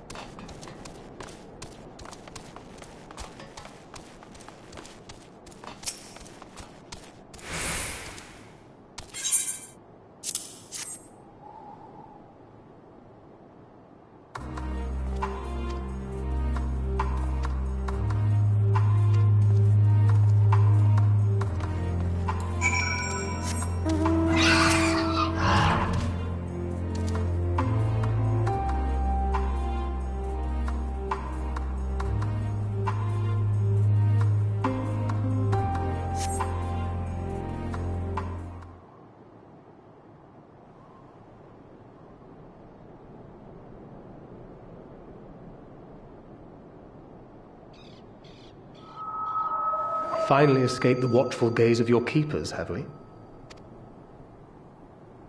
Don't react. You'll only draw attention to yourself. Just carry on as you are and listen. After you left with the Garlean lad, Lucia bade a few of us scouts follow you at a discreet distance. We observed you being led into the station, but decided against venturing inside. When you emerged sometime later, and we saw that the twins were sporting Magitech collars, it was clear what had taken place. Now, as quietly as you can, tell me everything.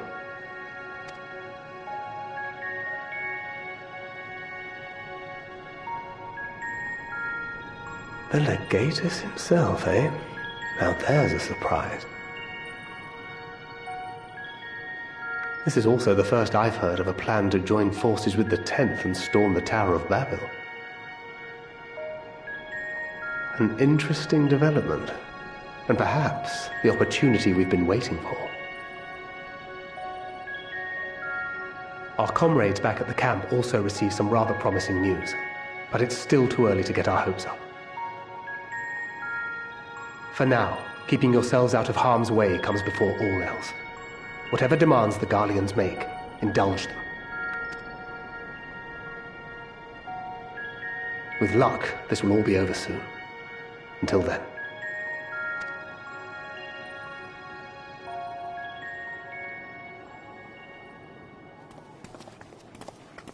They had not gone far.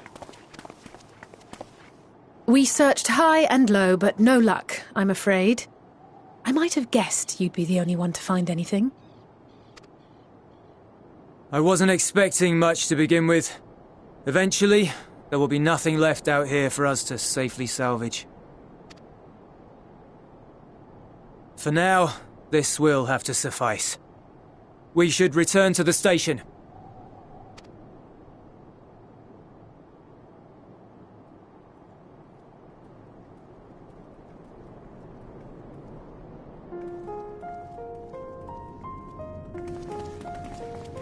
Ah, there you are. Heard you'd gone hunting for ceruleum above ground. Brought back a king's ransom? Hardly. But thanks to these three, we have enough to last a little while longer. Well, well. It's not at all as I was expecting, these ones. For savages, they seem positively docile.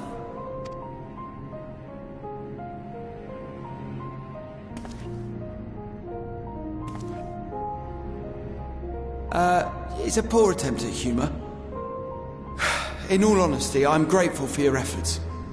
But even with another night of warmth, there are those among us who may not live to see the morrow.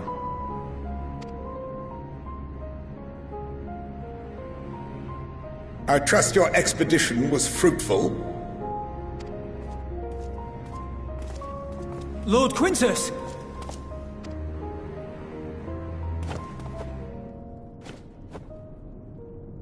Use what you procured to refuel the armor.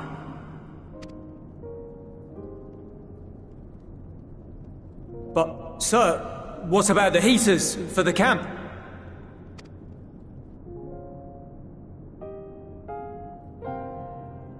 The time for action is upon us.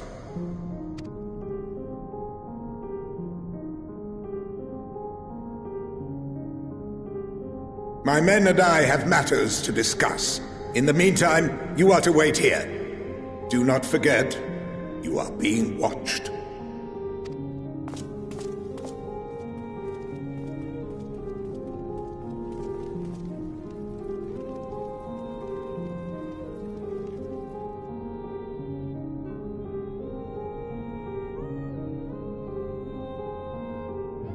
The time for action. What did he mean by that? I can only speculate. Clearly something requiring their magitech, given what we just heard. Whether they plan to utilize it now, or after they join with the 10th, is another question.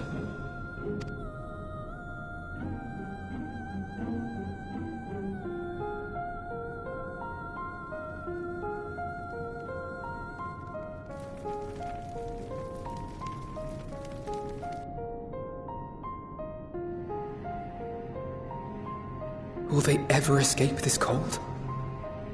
Return to and reclaim the idyllic spaces of which Eula spoke?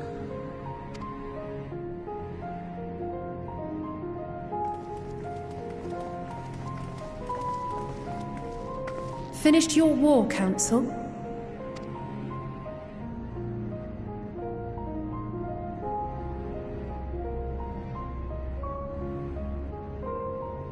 Alphino and Alizé are to stay here, as our prisoners.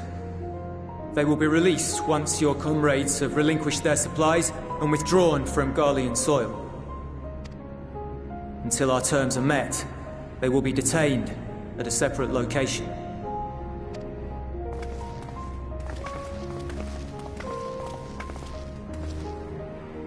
After everything we've said and done, this is how you treat us. Our allies have but limited supplies. They may stave off cold and starvation for a short while, but what then?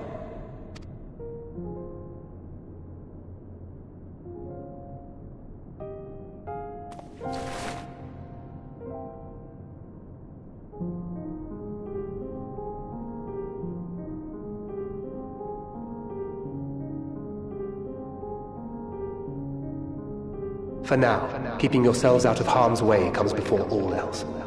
Whatever demands the Garleans make, indulge them.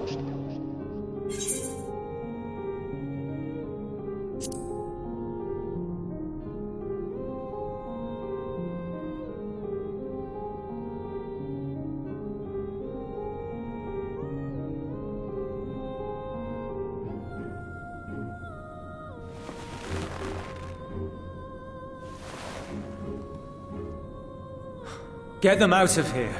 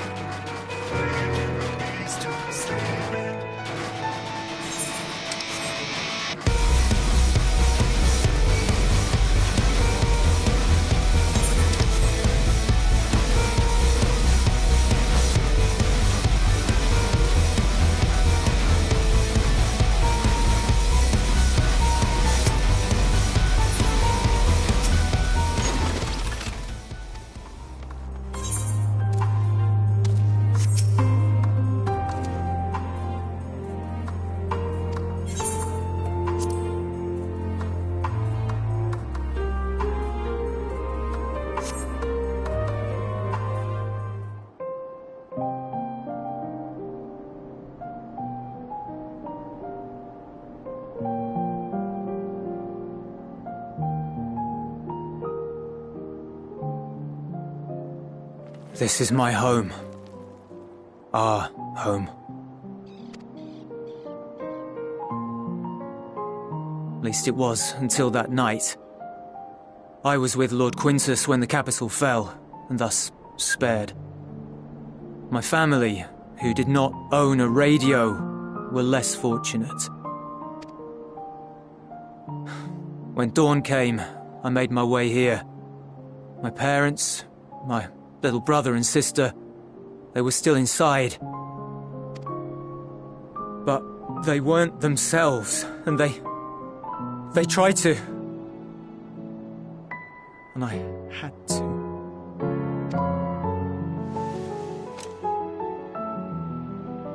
I'd promised to take them away from the capital that very morning, to somewhere safe, to hide until the fighting stopped. I promised.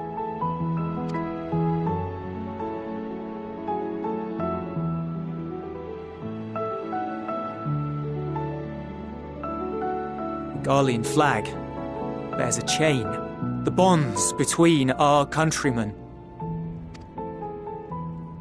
A red link at its center, the blood of the fallen. Our loved ones who lived and died for Garlemald.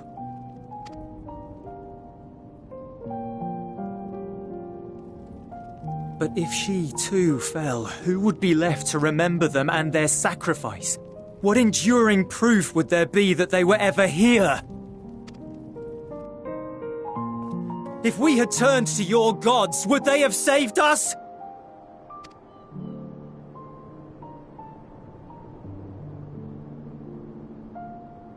I'm sorry, forget I spoke. We should go.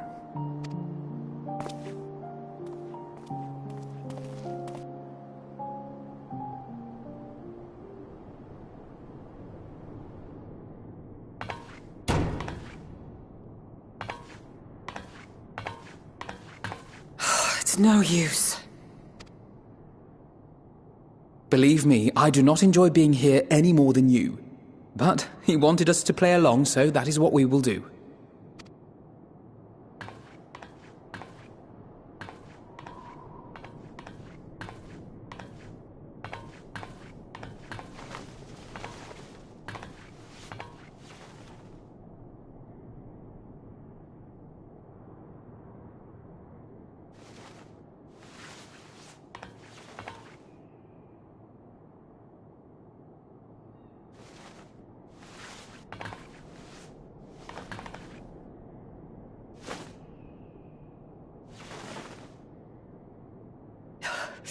So cold.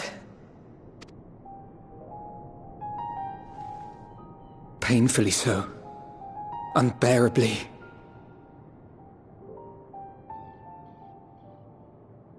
I've been thinking about what Quintus said. About why no one would accept Garlean rule. Irreconcilable differences. When coexistence isn't an option, only conquest remains. Varys at Gimlet said much the same. Only by uniting the world beneath a single standard would we rid ourselves of the Ascians.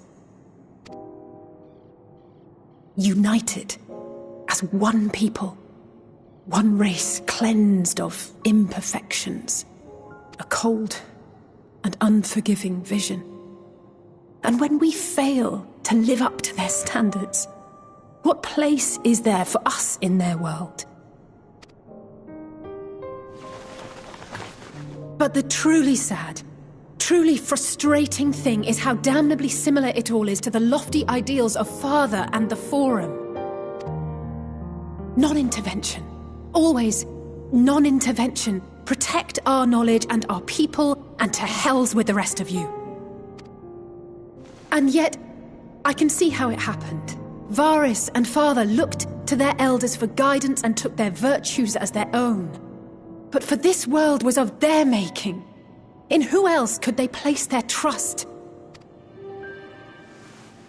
All of us lost in a sea of chaos, searching desperately for purpose and meaning. But it shouldn't just be an extension of another's. It has to be ours. It has to be. We all have a stake in this world. No one should be silenced. I won't deny that we lack the experience of people such as Father or Quintus. Perhaps they've come to see the world as a series of problems, and the most efficient way of solving them, to reduce everything to fundamental forms. A stone is a stone, a cloud, a flower, no more than that. Simple descriptions that strip the subject of distinguishing characteristics. A man is a man, divided according to race, creed, or allegiance, and to some, defined by such associations. Is that what you think? In my misbegotten youth. But what I believed wisdom was no more than aggressive ignorance. I've since learned to look beyond the banners and the politics, to see people as individuals with their own hopes and dreams. As for my dream of building a better world, well, every day I'm reminded that it is far more complex than I had ever imagined.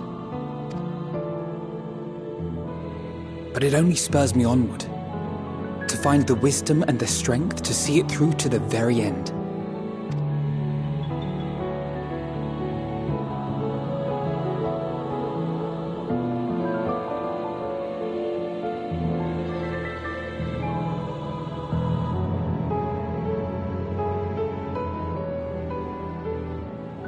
All of our supplies and an immediate withdrawal. These are your conditions? Demands. And you forgot about the airship. Once again, you will leave one behind. It will be used to return the prisoners. Their collars will be removed prior to the exchange.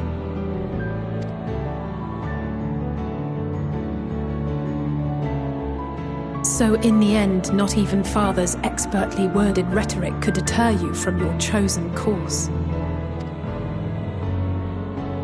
Huh? Not that I thought for a moment that it would. I've no love for violence, of course, but ours is a cause worth fighting for. I just wish he'd realize it too. Sometimes the only way to protect the ones you love is to take a stand, to refuse to suffer in silence. I want you to know I share your conviction. Whether it be on the battlefield or in the debating chamber, I won't back down. I guess what I'm saying is...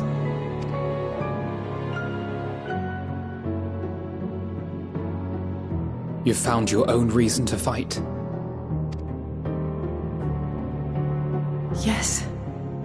Yes, I have.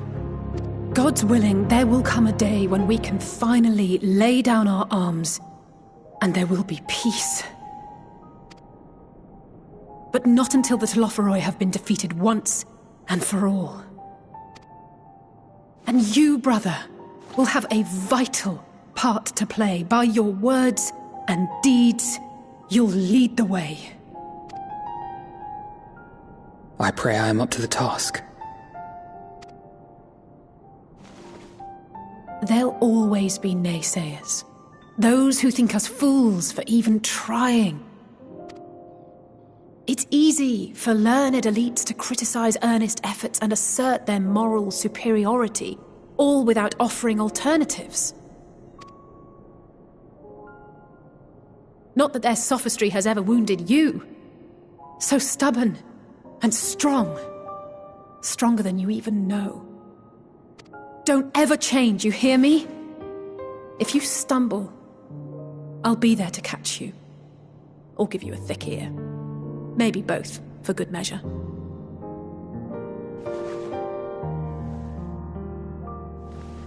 Thank you, Alice.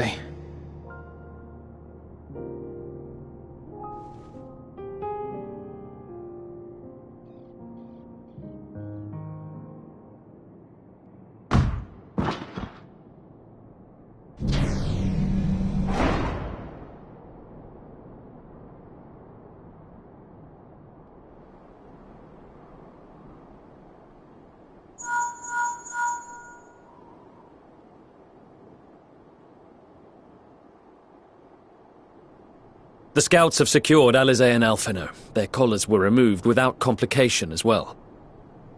They report no casualties, not for their party nor the guards, who will wake from their premature slumber in due course.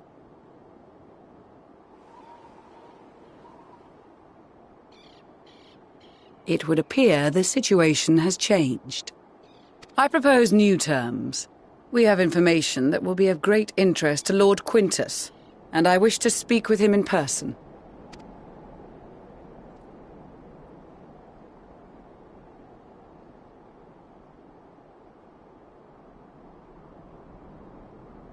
No. In the event you rejected our first proposal, we came prepared with a second.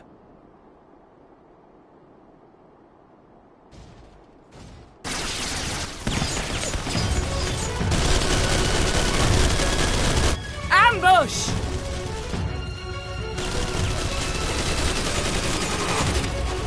More are coming! Make ready!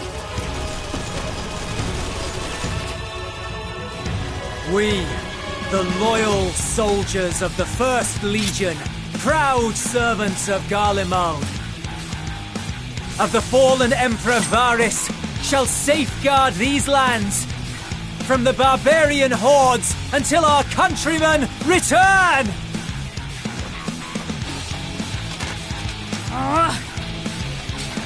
Stop! Both of you!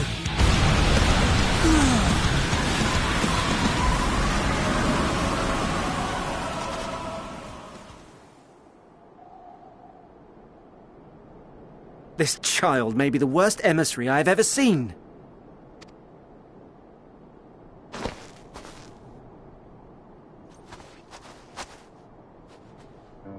We received an urgent communication from the Grand Company of Eorzea. Envoys from the Imperial Army, led by members of the 10th Legion, came to Alamigo and requested an audience. They explained that their efforts to coordinate the reclamation of the capital with the aid of the 4th, 5th, 8th and 12th had ended in failure. Communication between most legions has broken down entirely. Most of the 10th's conscripts have deserted, leaving their forces severely depleted.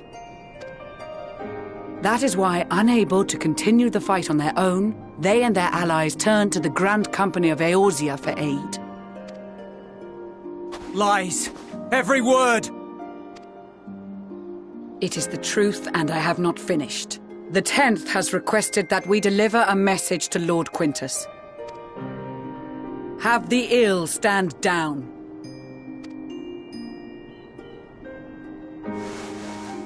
You have been listening, my lord? What are your orders?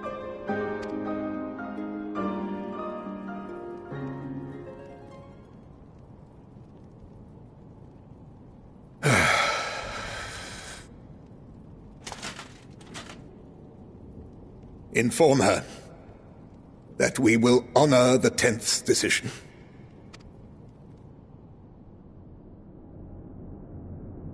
Bereft of hope, and now dignity.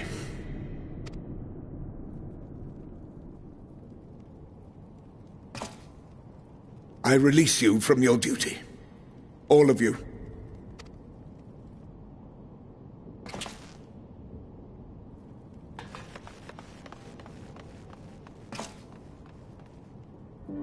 I take solace, your radiance, in the knowledge you are not here to witness our debasement. 'Twas a grand, glorious dream we shared. Of a world united, of peace and prosperity.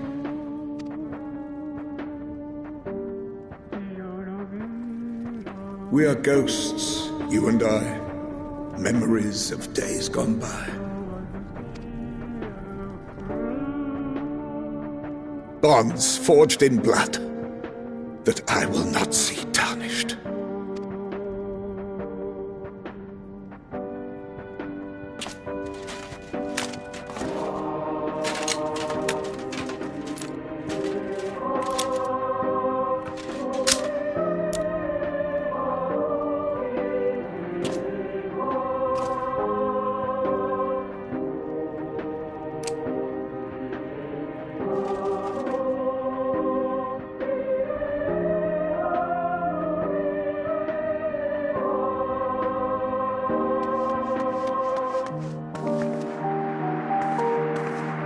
Quickly! We have to reach the station before it's too late.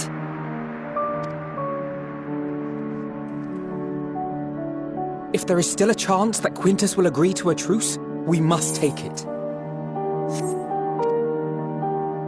I just hope we get there before he and his men do something rash.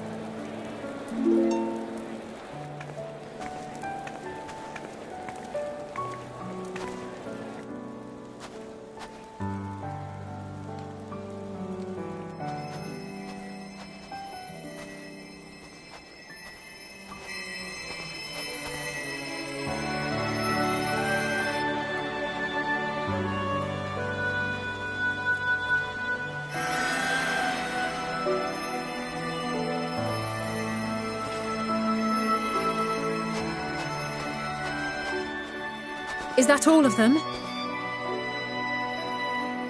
The last of those who agreed to join us, yes. We left heaters and provisions for those who wish to stay behind. They won't last forever, but hopefully they'll last long enough. For now, I think everyone's earned a rest. We'll see to those in need of medical attention, so take the others with you and get yourselves some hot soup.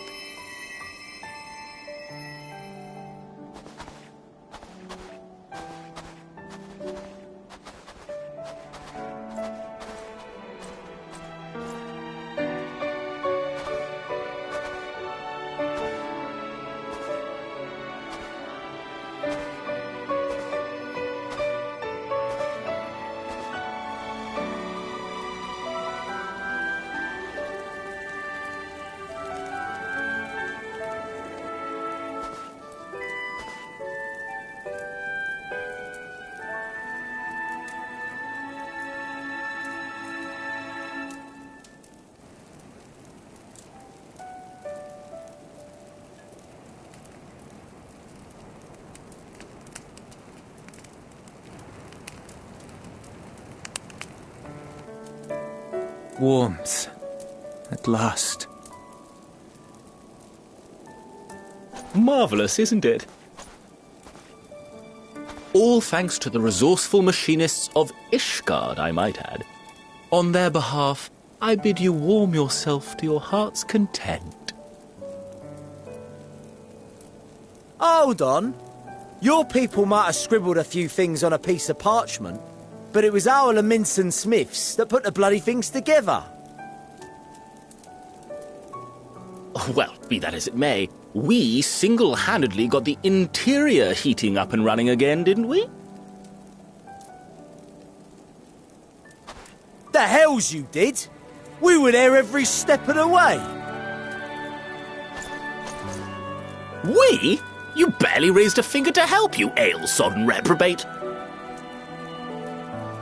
I did a damn sight more than you lily-livered bilge rat. Take that back. Make me.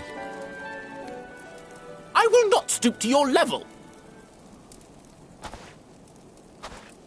Here.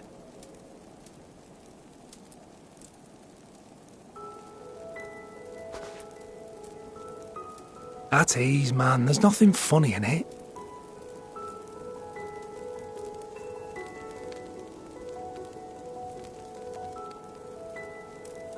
I'm from Alamego, but was a conscript until recently. Used to eat this with the officers. Apparently, it's adapted from a steppe recipe. This is my first time trying it, and I have to say, it's not half bad. It's a bit too flavourful for my liking. Perhaps compared to what you're used to.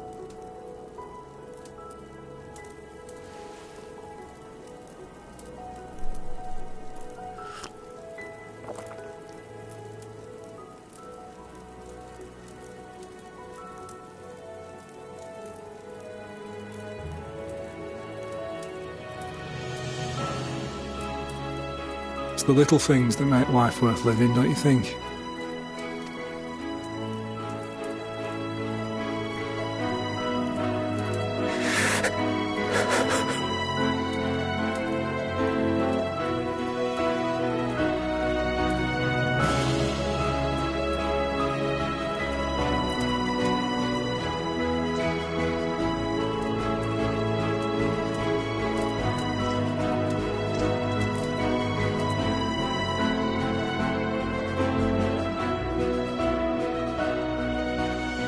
I know this is not a dream, and yet...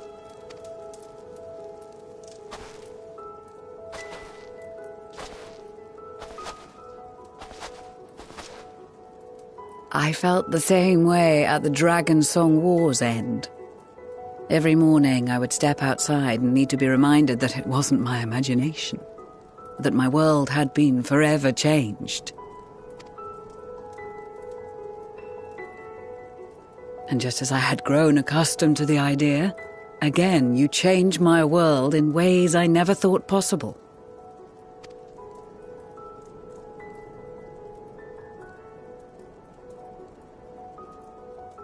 Were it not for you and your fellow scions, the rift between man and dragon and myriad tribes might never have been bridged.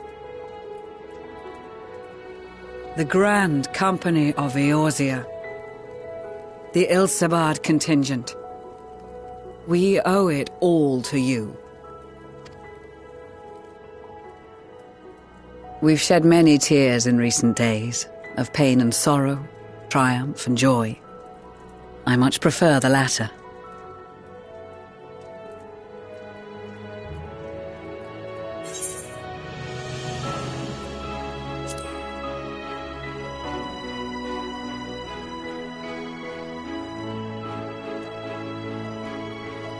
Indeed, we can but do our utmost to unite these disparate peoples and lead them to victory.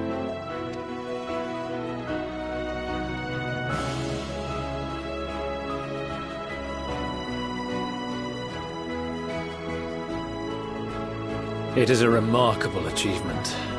Everything that I and the Populares had hoped for, and more. Would that it had come sooner.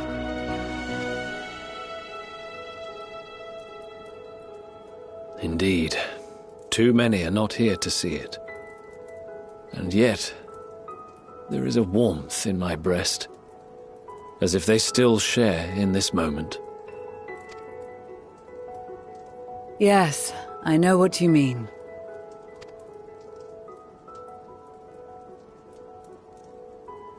On a night like tonight, the wind and cold seem to pass me by.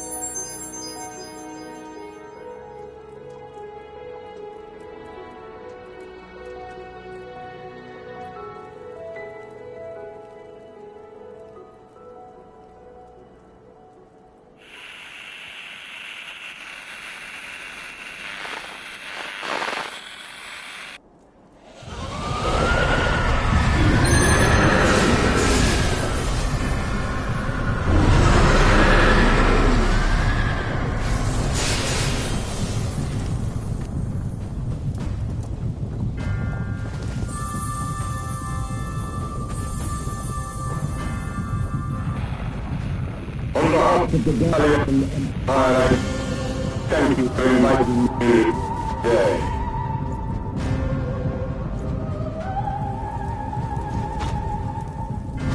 What? Emperor Varys?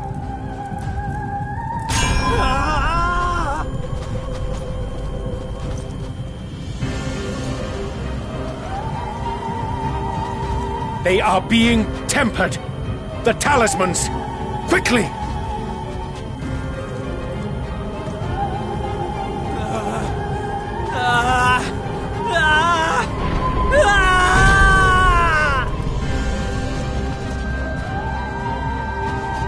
Save me, brave hero! Ahem. My lord has requested your presence, and I would hate to disappoint him.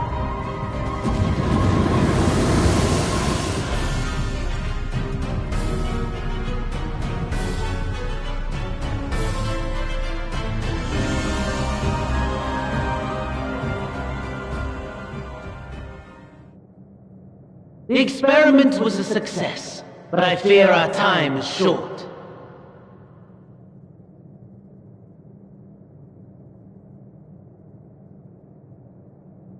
I shall begin the preparations.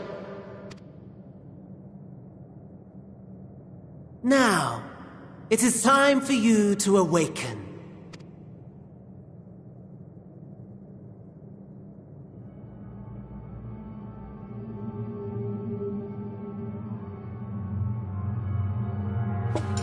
Good morrow to you. Here, have a taste before it gets cold. Oh, but be sure to remove your helmet.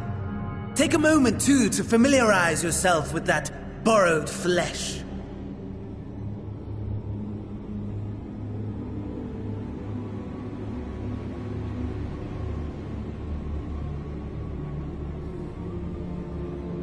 So, how does it feel? I, for one, find those first moments within a new body to be most refreshing. We had a Magitech engineer by the name of Aulus to thank for this method of soul extraction and implantation. I believe the two of you met briefly in Alamigo. His was a rather sticky end, wasn't it?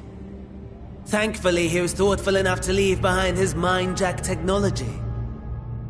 I took the liberty of making some improvements and selecting you as my esteemed test subject.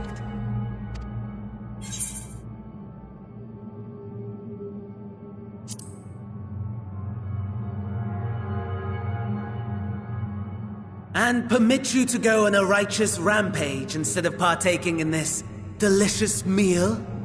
I think not. I must say, I have gone to great lengths to reunite you with my lord. When I discovered that his friend was in this neck of the woods, I suggested inviting you over for dinner. He never deigned to respond, but I took his silence as a resounding yes.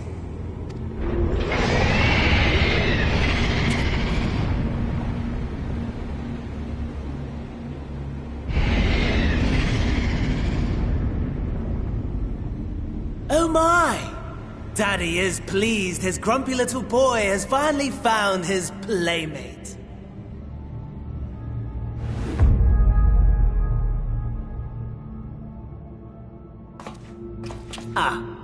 Exposition is in order.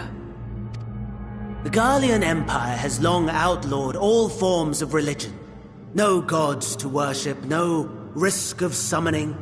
Brilliantly simple.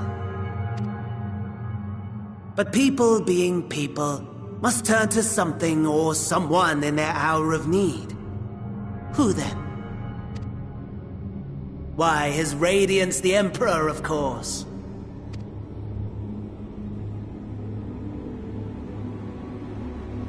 As you have observed firsthand, Garlemald has seen better days. The legendary Solus Zosgalvus, dead. Provinces near and far in open rebellion. Our bold new emperor assassinated. And that last one even sparked a civil war. What rotten luck. The people cried out for salvation. Their earnest pleas, one might even call them prayers, a supplication united for the Empire to reclaim her former glory. And so their will did manifest, channeled through the corpse of none other than Emperor Varus himself. And lo, the Savior was born, the embodiment of the Garlean spirit. Their anima.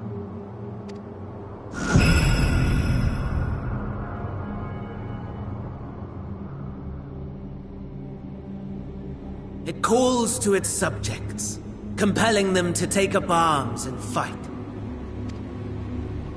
And just as the wealth and power gravitate towards the Empire's capital, so too does ether from every corner of the globe.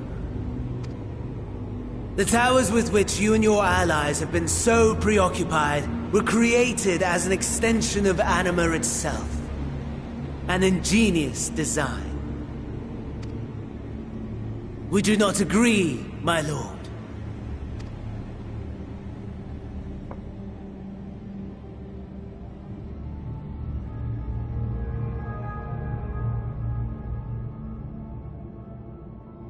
Does the pursuit of prey you have bested before excite you?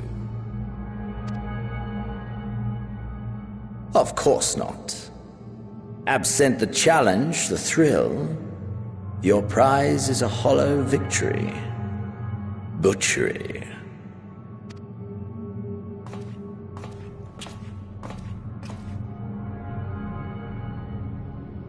Perhaps you think that to be the extent of my promise.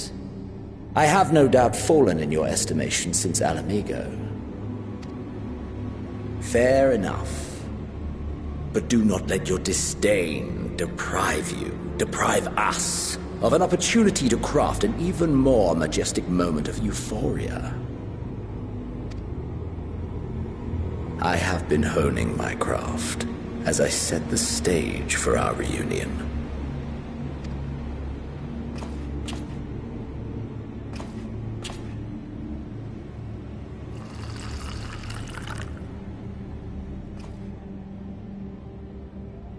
Wheresoever there is suffering and despair, you appear to fulfill your duty as defender of this star.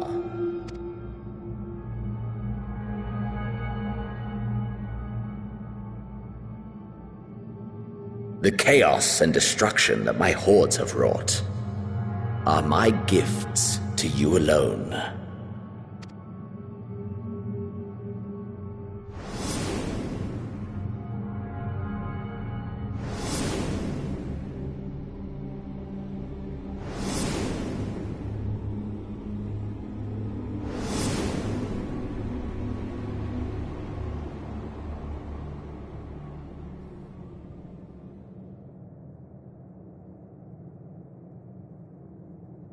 At a loss for words? No matter. As you will learn, I have only just begun. Oh, will you not finish your meal? There is only one thing that can sate my hunger, and it would seem my friend has lost his appetite. I hoped this display of civility might prove an entertaining diversion, but clearly we are above such pretensions.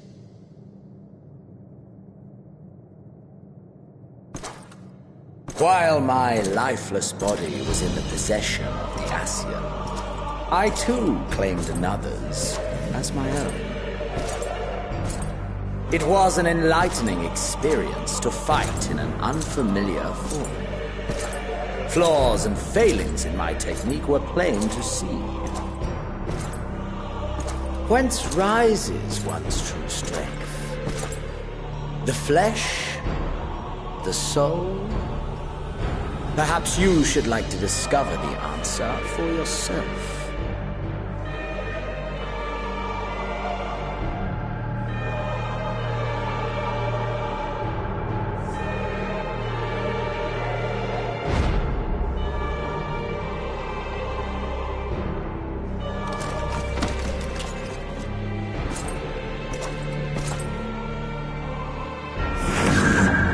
Or together.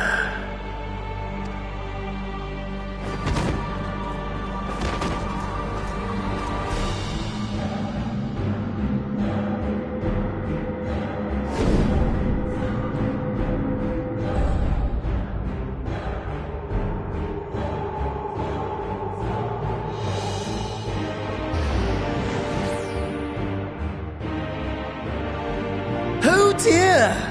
Whatever would happen if my lord were to greet your friends as you? I shudder to imagine what carnage he would wreak.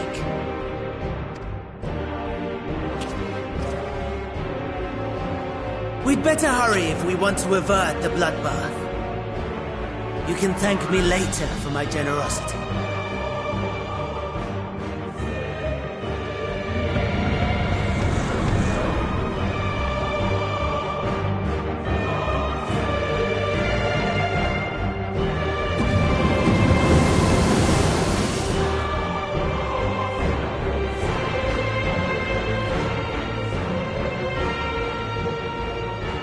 Ah, there it is. Your camp, I believe.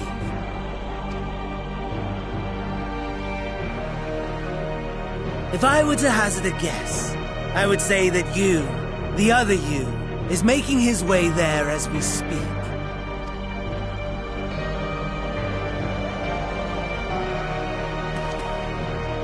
Alas, this you will have to walk from here. Or run, if you can manage it. My lord would be cross if I made it too easy. Such ingratitude. I'd not squander this fighting chance.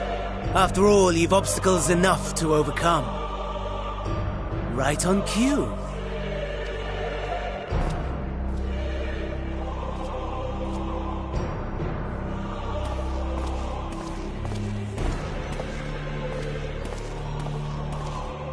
Tempered soldiers, with standing orders to kill those not sworn to Anima.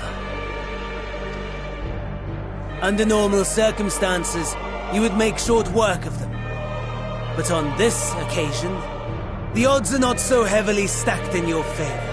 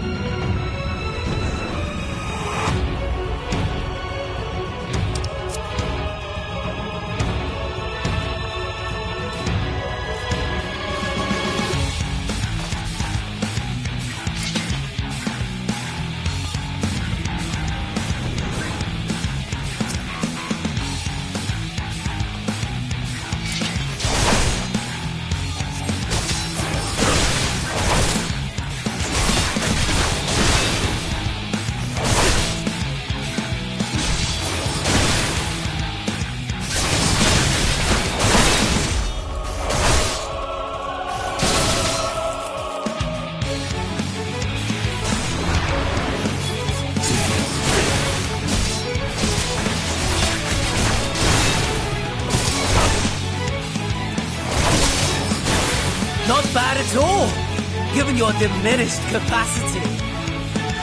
Nevertheless, 'twould perhaps be prudent to keep to the shadows, scurrying about like a rodent.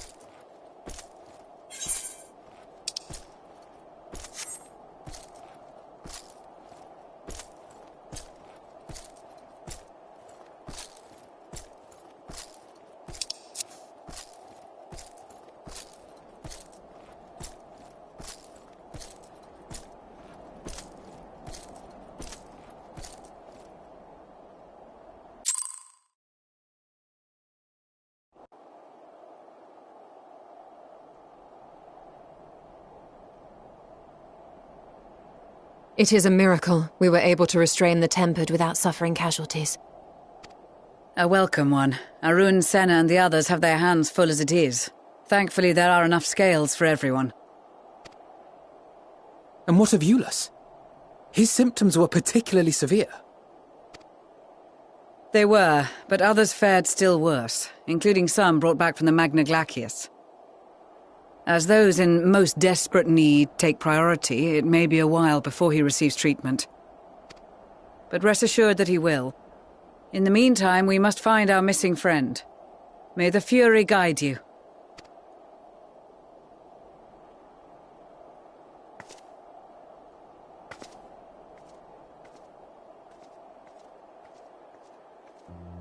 Of all the bloody times for a disappearing act. Right when the first wave struck, we'd be fools to think it a coincidence. But where... While I know full well he can handle himself, I worry all the same.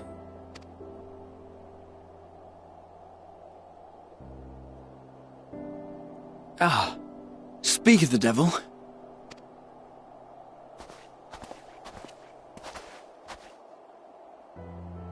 Well, time to call off the search.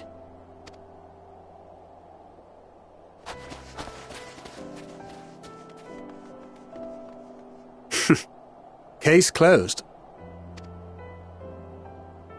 That's him. Over there. Aye, 'twould appear so. Thou art struggling to perceive his presence? I am. Perhaps, in the aftermath of the wave, there is some residual effect interfering with my faculties. But...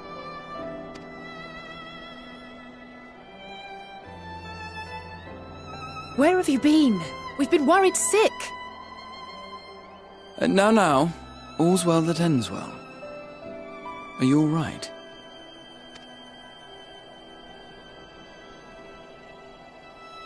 Are you all right?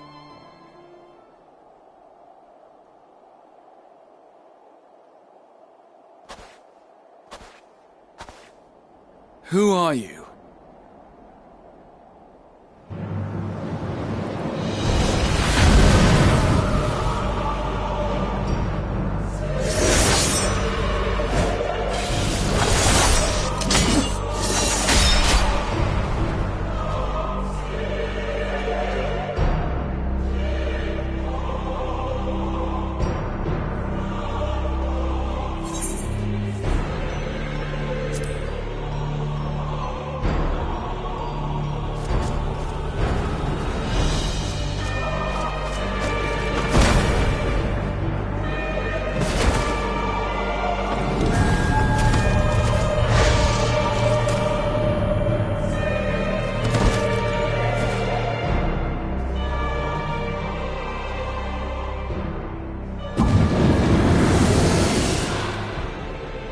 Sadly, that is all we have time for today. The effect has run its course, and back to your own bodies you must go.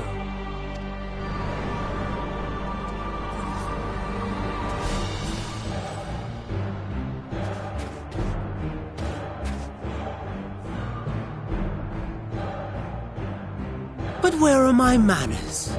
You have all traveled so very far, and I have yet to pay my respects.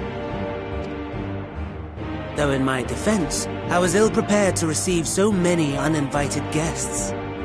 As such, preliminary entertainments were in order. A handful of tempered soldiers to hamper your progress. Refugees to command your attention while I siphon the ceruleum from the shadows. Particularly effective. Charitable souls that you are, you bent over backwards to aid them. Heedless of the delay. Predictable to a fault. And so my plan approaches completion unhindered. Anima will soon have absorbed the requisite amount of ether.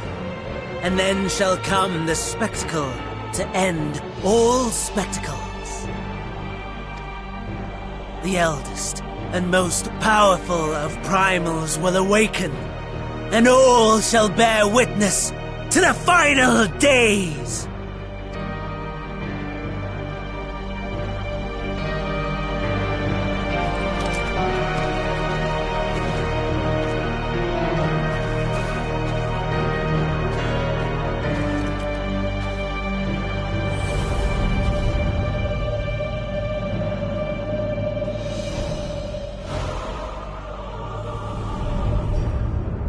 The gods themselves will be my meal.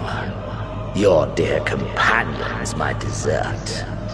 Upon this world I'll feast, and death shall follow in my wake.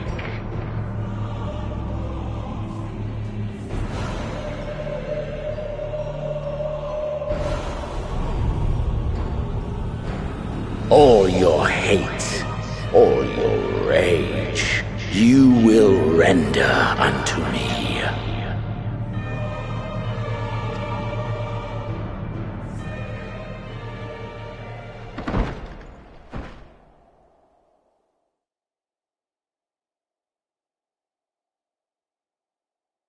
For upon thy life's reel wind too many threads of fate, power, weal enmeshed with woe. More terrible still is the attrition wrought upon thy companions, as they are swept up in the storm of thine existence. Take heart and protect them well. They will be your strength and your salvation.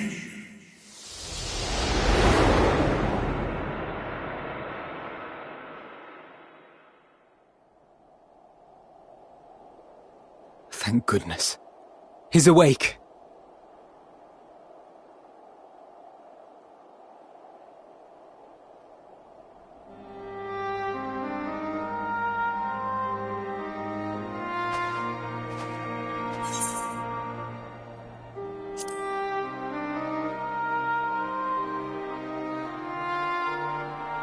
Perfectly fine, yes. I hope the same can be said of you.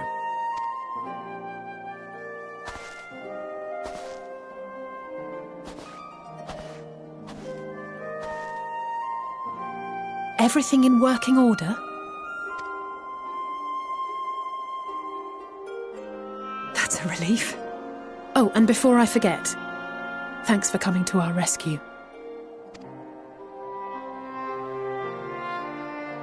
Given recent events, I would be surprised if you weren't feeling a bit poorly. A hearty meal and a long rest would be my recommendation under normal circumstances, but these are anything but. If Van Daniel's boasts are to be believed, we must act quickly. Once you've blown away the cobwebs, we can discuss preparations for our assault on the Tower of Babel.